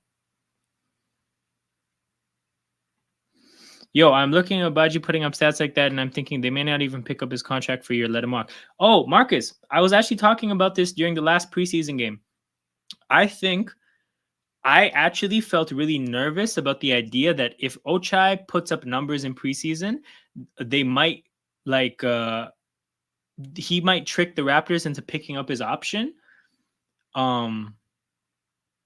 And like giving him that 4th-year option for nothing. And then the other thing I'm scared of is if you decline his option and then he has like, let's say a random stretch of like 20, 30 games where he looks good and then you pay him for no reason. Like, like I'm actually so terrified of the idea that Ochai could scam some money out of us because I know players have scammed money out of us before, but I actually have so little belief in him as a player. Like so little belief. When you all of a sudden make such a major change to a player's role and a player's game in year 3, 4 of their career, that's a horrible sign. This is across all sports. But when they told them that basically we're gonna make him a screen setter and like a rim runner, I was like, oh, this is the end of your career, buddy. When they start doing this in your 3rd and 4th year, like let's try to make you a different player. Oh, brother, that means you suck. But yeah, Marcus, I don't know if I feel like I don't recognize your name, but the way you type seems familiar. I don't know, but there's a guy in this chat called Gio, who nicknamed him Shanghai Egbaji because he better learn Chinese, buddy. So that's how this community feels about Ochai.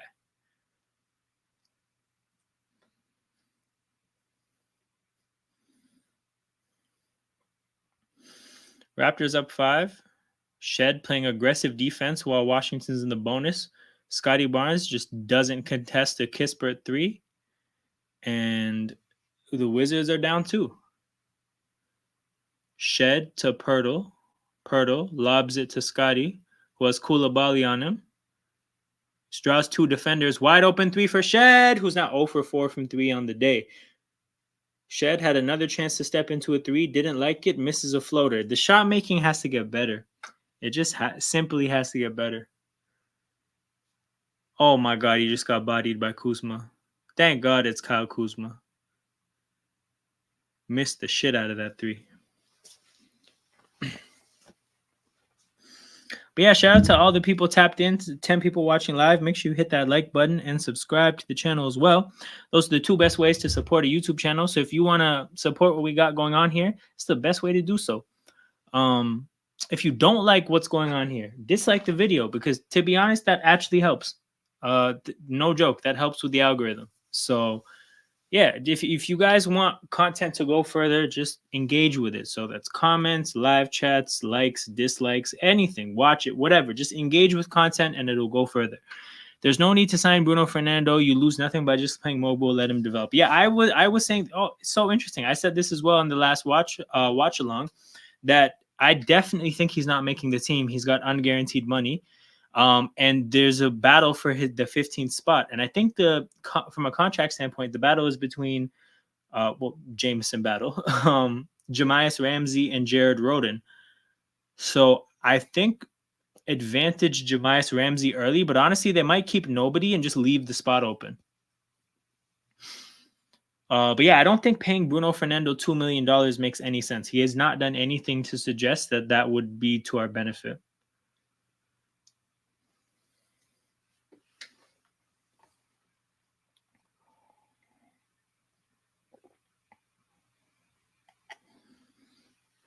Also, we have Bear centers. Perdo, Olenek, Carlson, Chomche, Boucher in spurts. You even mentioned Mogbo, right? Like, there's too many center options, man. Get Bruno Fernando the hell off of the team.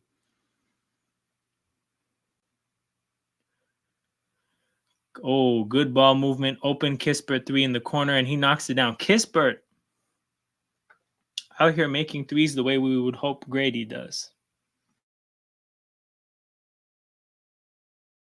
No shade, but I'm just saying, like, we see Grady hit threes here and there, but it'd be nice to see some more.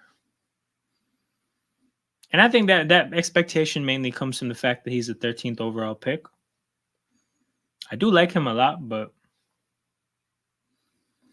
yeah, it'd be nice to see some more threes specifically, especially because of how good of a shooter he is. When you look at the motion, you see the stats.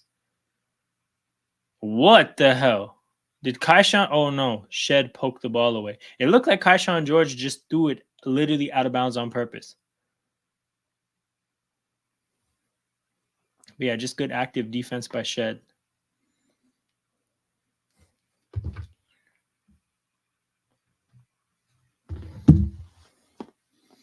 Pirtle to Shed. Ochai in the corner. Oh, he banked the miss off of a Wizards player's hand out of bounds, 4D chess. Maintain possession of the ball and reset the shot clock. That's how you play basketball, people.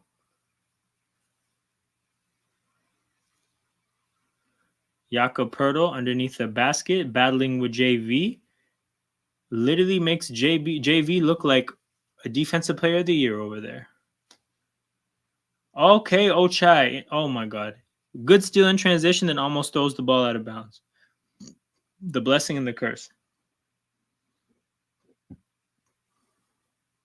And then a nasty pass from Davion Mitchell. I don't even know where that pass was going. It just went into a crowd. This man, it looked like he was playing jackpot. You know that game where you throw a football at a crowd of people? It looked like Davion Mitchell was playing jackpot.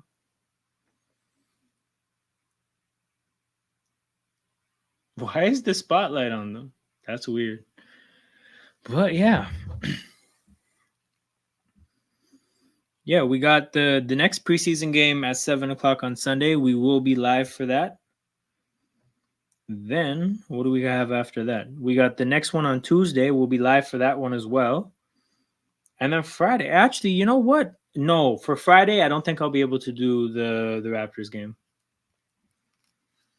I really don't want to watch Ochai break shot after shot this season.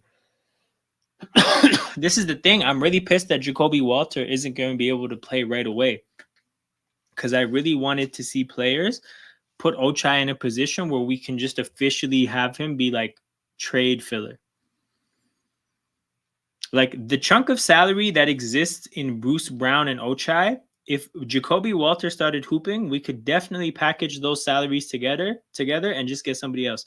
Shout out to Big Task at Hand. We're saying Nick Pride.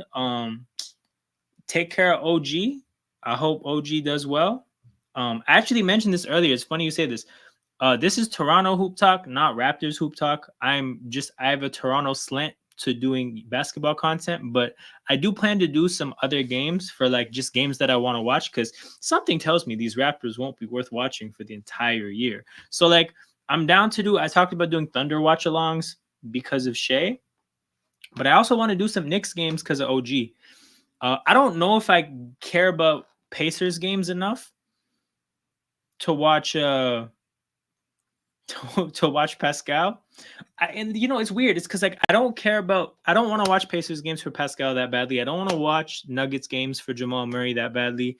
I actually want to watch Sacramento games. I want to watch Sacramento games for DeMar. Like, you know, like I have these weird things. Like there are other teams that I want to watch. So yeah, there's gonna be some other games. But yeah, no, hell yeah, bro. Here's the thing. I don't really fuck with Philly like that. I don't like Boston. Something pisses me off about Milwaukee. The thing is, there's not the Knicks and when the run of the Raptors, when they were a playoff team, the Knicks were never in the playoffs. So I don't have beef with you guys. So if you guys want to be good, you guys have OG, have a blast. I will happily bandwagon the Knicks. Man, hell yeah. Oh, this is fire. The 76 excuses. This is a great slander name. See, this is why I like Knicks fans. The way they hate is special. They're generational haters. But yeah, man, tap in with us. We will do a Knicks game at some point. And it'll be a good time. Shed to the basket. Oh, this is some vintage preseason basketball.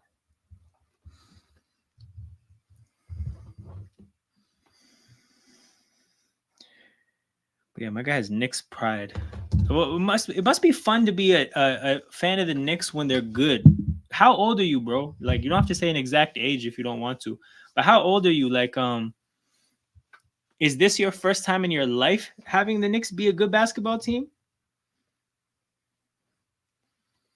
Because that must feel amazing. I remember what it was like when that turned for my team.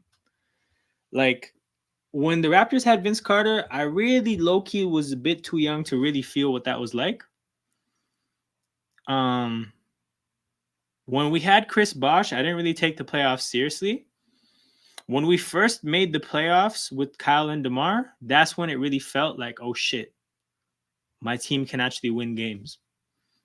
That felt amazing. And then that run, I was a kid when Ewing was dominating. Damn, okay, at least, so then it didn't really hit like that. It didn't really hit like that. And then I guess you guys had the Carmelo years here and there. Okay, Grady. That's the type of shot making we want to see.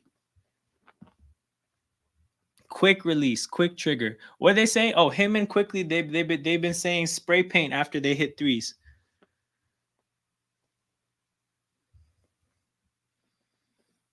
The hell? But yeah, spray paint. Now it's G League versus Shanghai League. The question is, who's which the starter sitting? Yeah, 100%. Different guys are going different places. Oh, hold on. Chris Boucher just hit a three. Let me pull your first comment up. Look at Marcus's first comment at 8:38, roughly 20 minutes ago, when he first hopped into this chat. He said, a lottery team, you a lottery team. When Boucher is carrying the Raptors against the Wizards. But it is what it is, people. We were tied 71-71, and then he hit a three.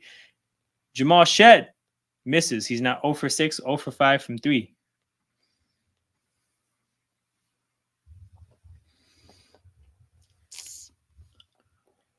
$250 to go.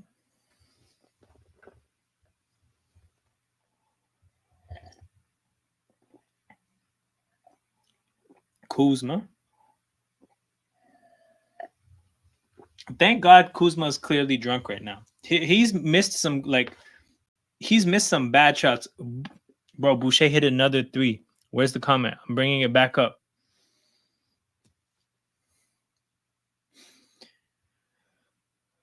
Yo, Kaishan George is actually cooking. Like, as far as an 18-year-old in a preseason game goes, like you can tell he can play basketball. The development is going to happen, but that was a good draft pick. We should recruit him to the Canadian team immediately. This is the thing too with the Canadian team for the upcoming FIBA in 2027. It's in 2027. So actually, like in 3 years, a lot of the players that are like babies right now actually could be valuable pieces to a team. Like you don't have to get guys that are actually good right now. So yeah, Kaishan George, definitely a candidate. Boucher, floater, misses. His back got sore, bro. He couldn't carry anymore.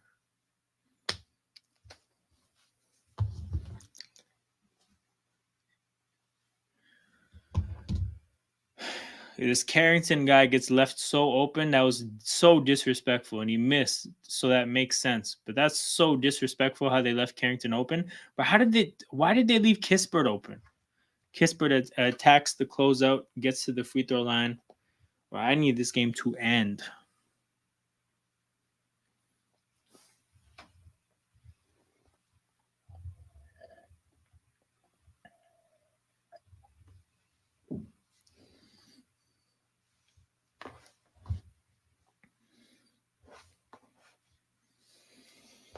Boucher has 22 on 7 for 10 shooting. Boucher's been the star of preseason. Quiet is kept. If Boucher hoops in this like role, you gotta trade him and get some pieces back. If obviously not to this level, but if he plays well, there's a contender that could use him off the bench.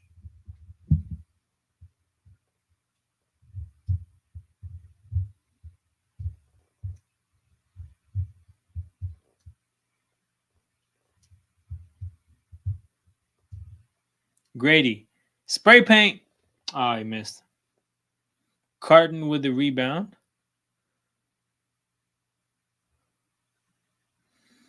Pass to Shed. Shed kicks back to Carton. Attacks the closeout. Puts up a floater. Misses aggressively.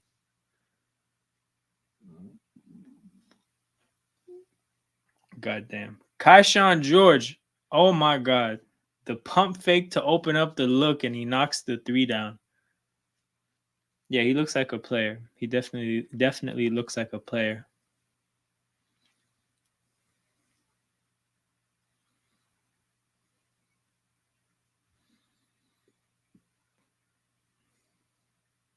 Shed finally gets a basket to fall. Bodied Kispert a little bit in the process. 79-79 going into what should be the last possession of the quarter. Washington dribbling the clock out. They go right. Grady almost steals the ball, saves it right back to Kaishan, who pulls step. Bro, Kaishan looks amazing. And then they get another steal. Oh my god. Kaishan George is actually hooping. Him on a tanking team, he's actually gonna do numbers. He's gonna do numbers this year.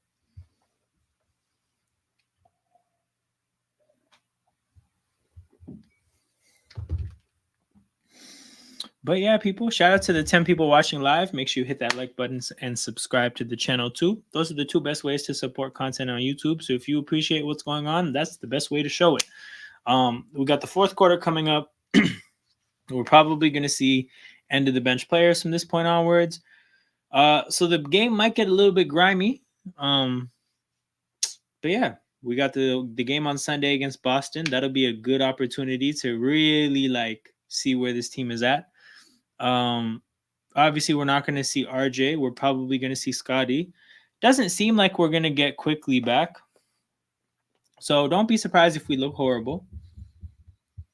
But yeah, I'm actually just now seeing this commercial with Ant and Kawhi. Seeing Kawhi on a basketball court with really long hair is interesting. It looks so unfamiliar.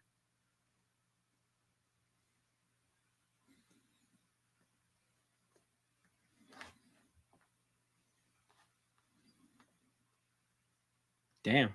Well, season begins October 22nd. What are the opening night games? Because I'm down to do an opening night stream. Boston and New York.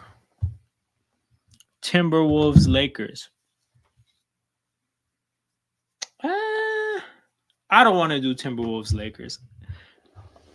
And you know, there's something about Boston. I don't actually think Boston is a fun team to watch. I don't actually ever find myself watching the Celtics and being like, you know what? I'm having a great time right now. So I don't actually want to watch the Celtics. That sucks. Do I not want to do an opening tip-off night basketball stream? I don't think I want to. Second night, we got Raptors Cavs, so we will definitely be here for that.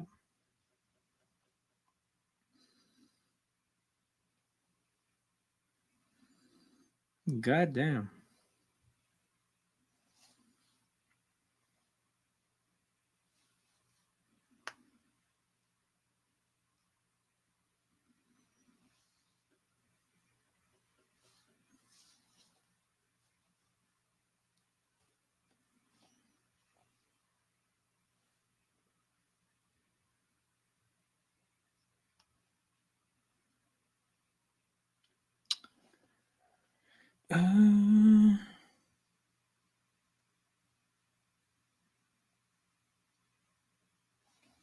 But yeah, start of the fourth quarter.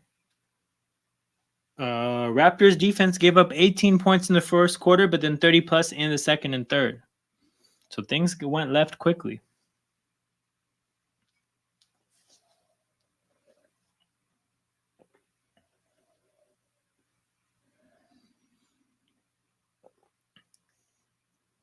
Bruno Fernando to Mogbo underneath the basket. Some bully ball there. Got a guard switched on him, and he just turned around and dunked the ball. That's some outrageous defense there to lead to the open dunk for Washington.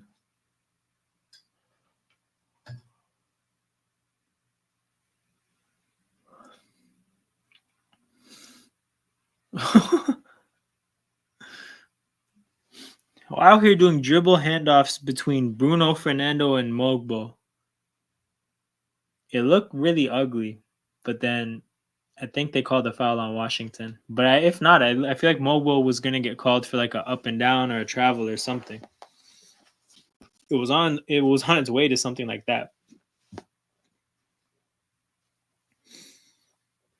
Boucher, end of the shot clock, gets stripped. Washington goes the other way.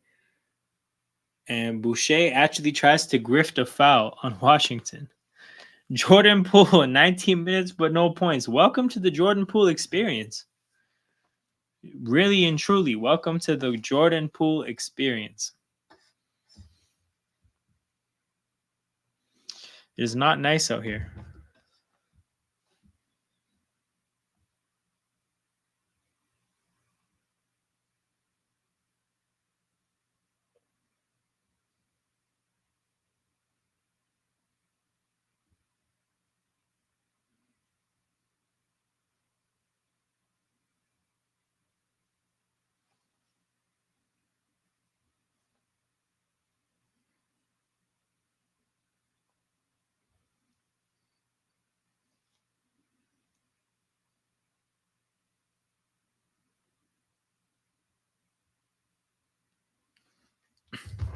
Kuzma carries Poole. Kuzma's gone crazy today. But yeah, no, Jordan Poole, I mean, I actually think it's a problem how much like space he's going to take up on a young team that could honestly just benefit from giving other players minutes. Like Koulibaly, Kaishan George, Alex Sarr, all these players should get so many opportunities. It doesn't have to be Poole. But Poole's just going to be taking these shots. It's going to waste developmental opportunities. They can't get rid of him because of his contract. But yeah, they could benefit from other people getting the opportunities that he's going to take up. Alex Sarr, a bust too. It looks really rough for him early in his career. I think it's kind of weird. because it doesn't seem like he's ready to play the role he should have to play, because they're playing him as a 4.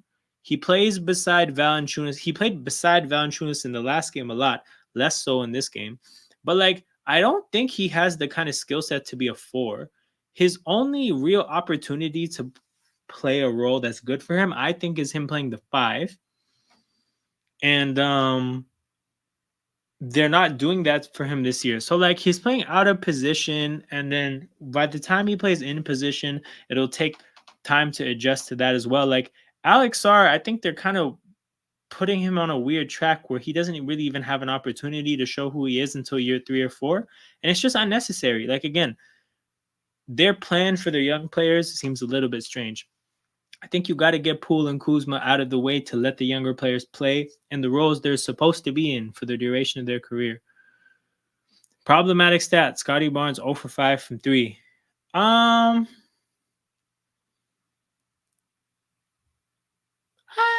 don't know. I wouldn't do too much with it, like first preseason game. But I mean, if it sustains, yeah, for sure. Because I think we saw kind of a step up in 3-point shooting last year, so you don't want to see regression. And it is an important part of just the modern game if you want to be a superstar, so to speak. So yeah, that can't continue. Also, the more concerning thing is that Fred VanVleet, when he had a kid, he started knocking down threes. So if Scotty Barnes had a kid and then stopped hitting threes, then we got to do something about this kid. We have to cleanse the aura of this kid, because kids are supposed to bring 3-point shots, not take them away.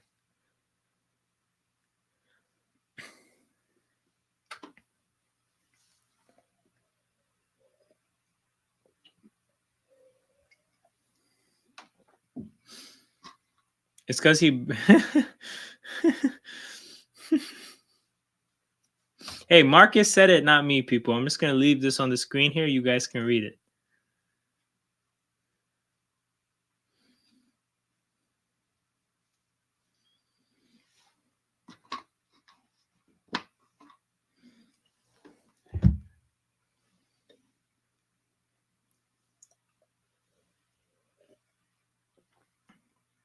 But yeah, we got through and through a backup lineup now. Jamias Ramsey is on the court.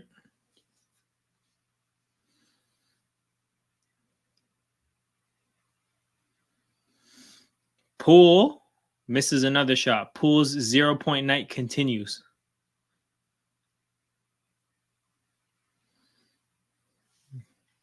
God damn, bro, you're putting a lot of effort into describing this shit. Has a voracious appetite. Fair enough, Marcus.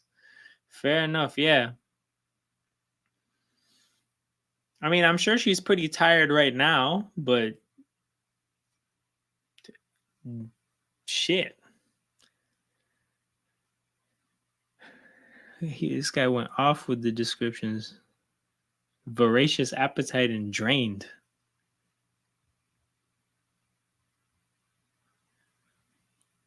Bruno Fernando.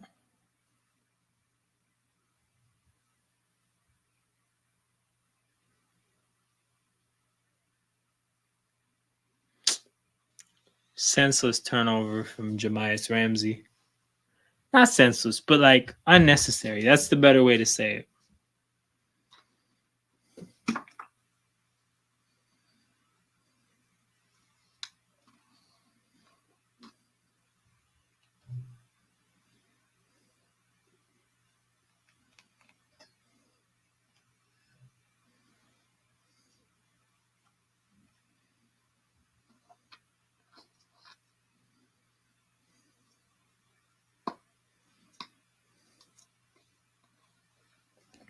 Only thing to top that is that it was announced Sky was what? Only thing to top that was it was announced that Scotty Barnes marrying a 50-year-old. Who announced that? Honestly, the funniest thing was more just the TikTok from his ex. That's the funniest bit of content to come from all of this. Oh, if it was. Okay, fair enough. Yeah. Mogbo. He caught that 3-point shot like it was a pass. When the guy underneath the rim can see that the 3-point shot is so off that it's not going to hit the rim, that's a crazy disrespect. It's a crazy disrespect. Drop the cap of my water bottle.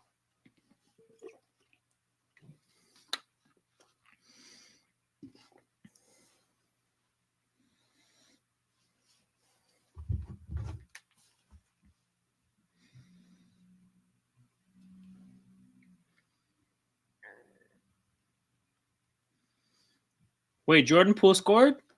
Oh, come on, man. That was half the reason to keep watching. Low-key, though, why does Washington have this strong of a lineup out here? They got Poole and Valanciunas on the court. We're trying to play random guys. Put your random guys on and let's make some fun of this matchup. Why are you guys actually trying to win?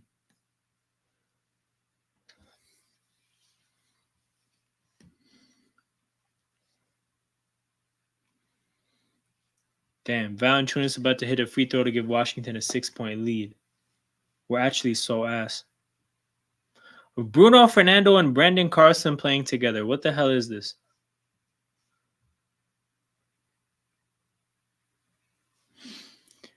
I hear you, but I don't think it's possible. I think it's impossible for him to play to his salary. Holy shit. A Raptors turnover leads to a Washington fast break dunk, which he misses.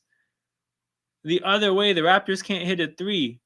Oh my God. Chaotic times right now. They are laughing at Koulibaly for this one. He turned around, took his time, cocked that joint back in the words of James Johnson, and just smoked that dunk.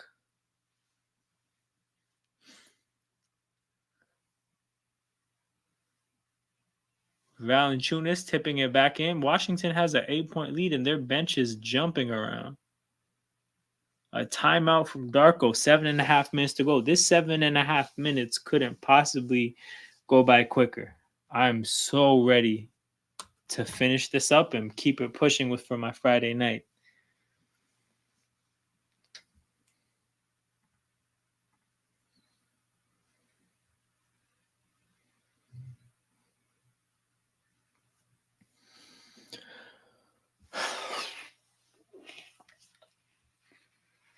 What they have going on Twitter? What are the Raptors faithful saying about this game?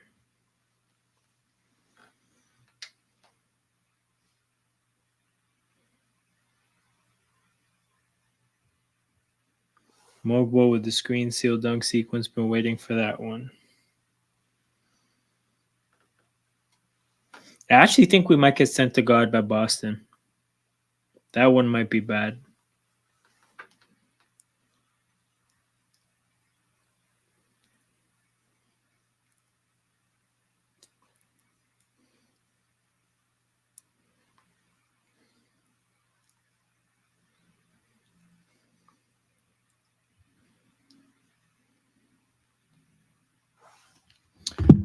But yeah, shout out to everybody watching live, 11 people. We got the end of the game here, 7.5 minutes to go. Look forward to this being done. Hopefully we get to see some chaos before this game ends, though. We got the next preseason game on Sunday against Boston, 7 o'clock. Make sure you guys tune in for that. We'll have the next game after that on Tuesday. We will not have the Friday game against Brooklyn because after that we go straight into the regular season, which I think starts on a Wednesday. Yeah, it starts on a Wednesday.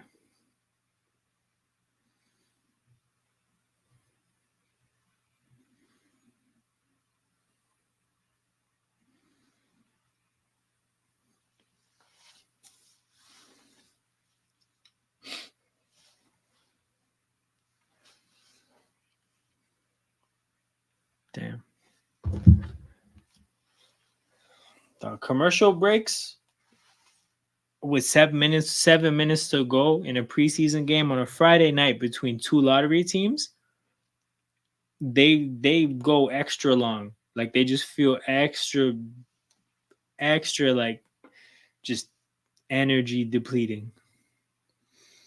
Oh, they're advertising Brooklyn Raptors next Friday night. Fuck off.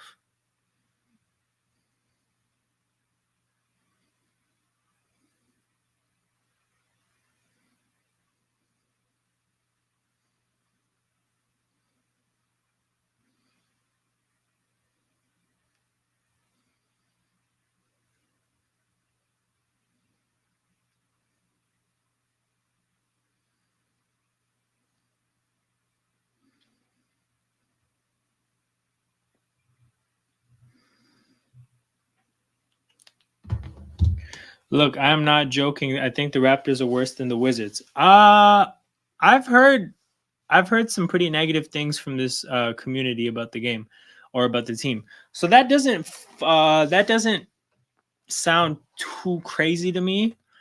The problem with the Raptors is I don't actually think people realize how little depth there is. They don't realize, one, how little depth it is, and two, how much sense it makes to have even less depth. I think that's the big problem. So yeah, I could definitely see a situation where Washington's young players develop, get a little bit better. At some point in the middle of the year, they look like again just respectable NBA starters, and then all of a sudden they're a deeper team than us.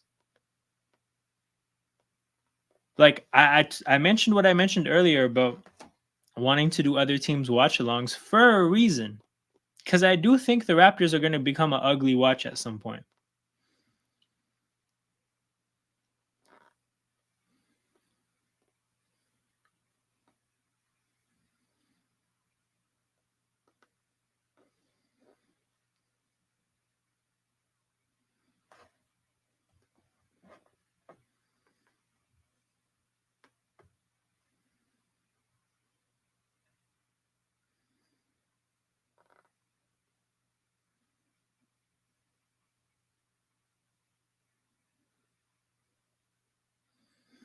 Damn, we're down 13. How did we get stuck 13?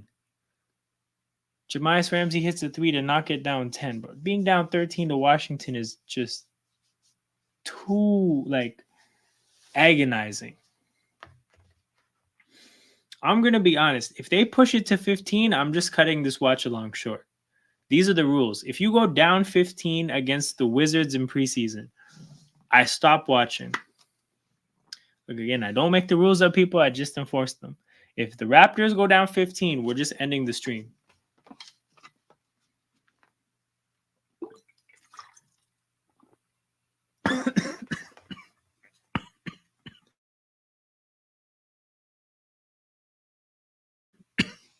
When the game is so shit, it makes you choke on your water.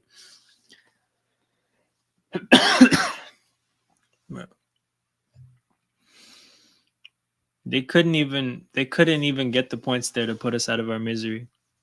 At least we get to see Chomche minutes though. Wait, Chomche's playing against Valanciunas. Why is Valanciunas playing with 5 minutes to go in the fourth? Why? Why are you so invested in us losing Washington? That's crazy. But bro, part of it is also that Valanciunas is playing with this in this time. Like we're playing Chomche, they're playing Valanciunas. That doesn't match.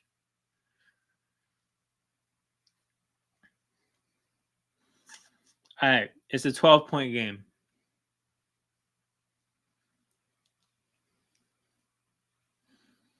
A Mogbo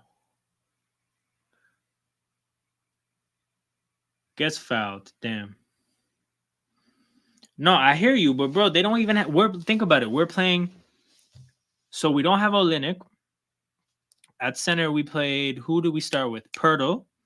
Then we went to Bruno Fernando. Then we went to Carlson. And we're playing right now our fourth string center. Yeah, their backup is Valanciunas, but bro, they don't have a third or fourth stringer they could play. It's a 21-man preseason squad. But they're not trying to get minutes to random guys. Like they're actually one. I feel like okay. So here's the thing: the honest reality of why he's there is because Koulibaly's there, and who else is on the court right now? Like, they have a young player that they care about these minutes being valuable for. So you don't want to put young players with just random guys to have the random guys fuck the minutes up and have it be low quality basketball.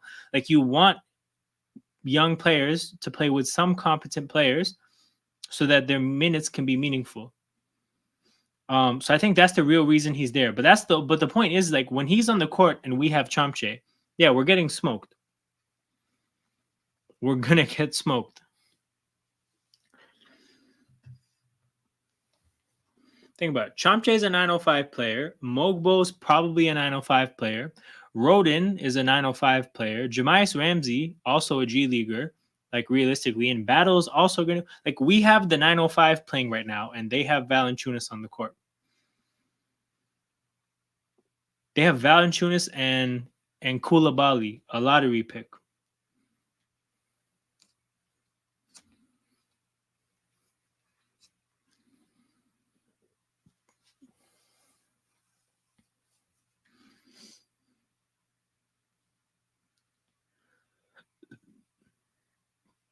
Damn, Valanciunas gets fouled and put on the free throw line. So he's going to get a chance to make it a 13-point game. Just put Washington in the bonus. So I think my guy JV is going to pull through and get us out of here. Because like I said, people, once this lead gets pushed to 15 points, I'm out of here.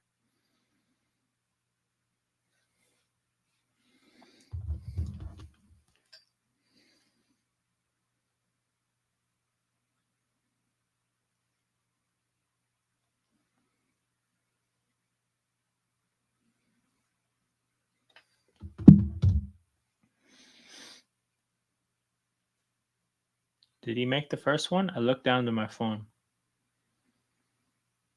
No, he missed the first one. What the hell, man? All right, 12-point Toronto Raptors deficit. Let's see if Washington can hit a three on the next possession. All right, we got 4-5 pick and rolls with Mogbo and Chomche. Floater from Mogbo, chases his own miss, passes it to Battle. Jamias Ramsey gets a screen from Rodin. Ramsey confidently gets to his spot and misses badly. That's actually probably the best way to explain preseason basketball. A player confidently gets to their shot and then, or gets to their spot and then misses badly.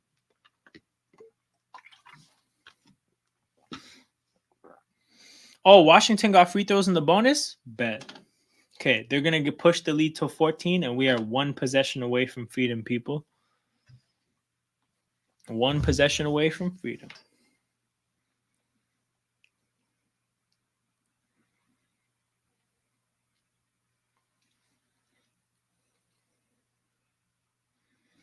You want to see something funny? Go to ESPN box score Raptors Wizards and look what the field goal percentage is for the Raptors after Boucher. Oh, brother, I'm going to check the box score right now. I'm going to do some quick math. So the Raptors are shooting 39%, 33 for 85, 33 for 85, 33 for 85. Boucher is 7 for 10, which means they are 26 for 75 without Boucher, which is literally one shot above 33%. So they're what, 34.5%? They're shooting 34.5% outside of Chris Boucher.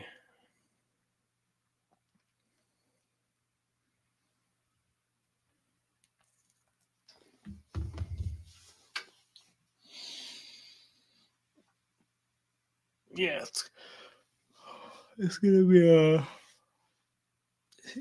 be a rough season when the top of this roster isn't playing like very good basketball. Okay, 13-point lead for Washington. He got, oh my God, Tony Brothers, you piece of shit.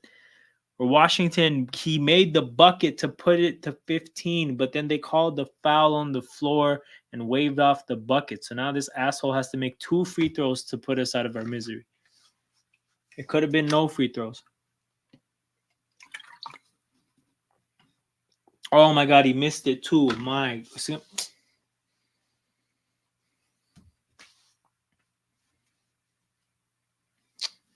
Tony Brothers, what's wrong with you? Why do you want to extend preseason games?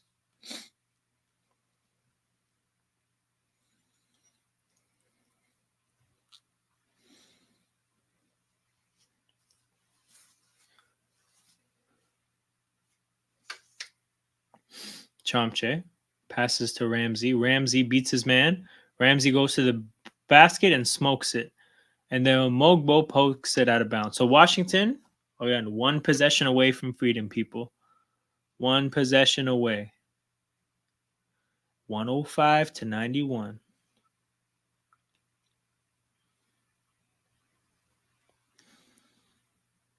Don't do anything stupid. Get the bucket. Oh my God. Chomche gets bodied, but then also commits a foul. So 2 free throws for freedom, people. I do think this game will get pushed to 15 and we will get freedom. So shout out to everybody watching live right now. There's 7 people tapped in. Make sure you guys hit the like button and subscribe to the channel. Those are the 2 best ways to support content on YouTube. If you want to help, if you want to show your appreciation for what's going on, that's the best way to do it. This guy really missed the first free throw. We'll be back on Sunday for Celtics Raptors at 7 o'clock. And yeah, that's that, people. Shout out to everybody who made it through this far. Been a bunch of people that showed up. Hope to see you guys on Sunday, and you guys enjoy your Friday night.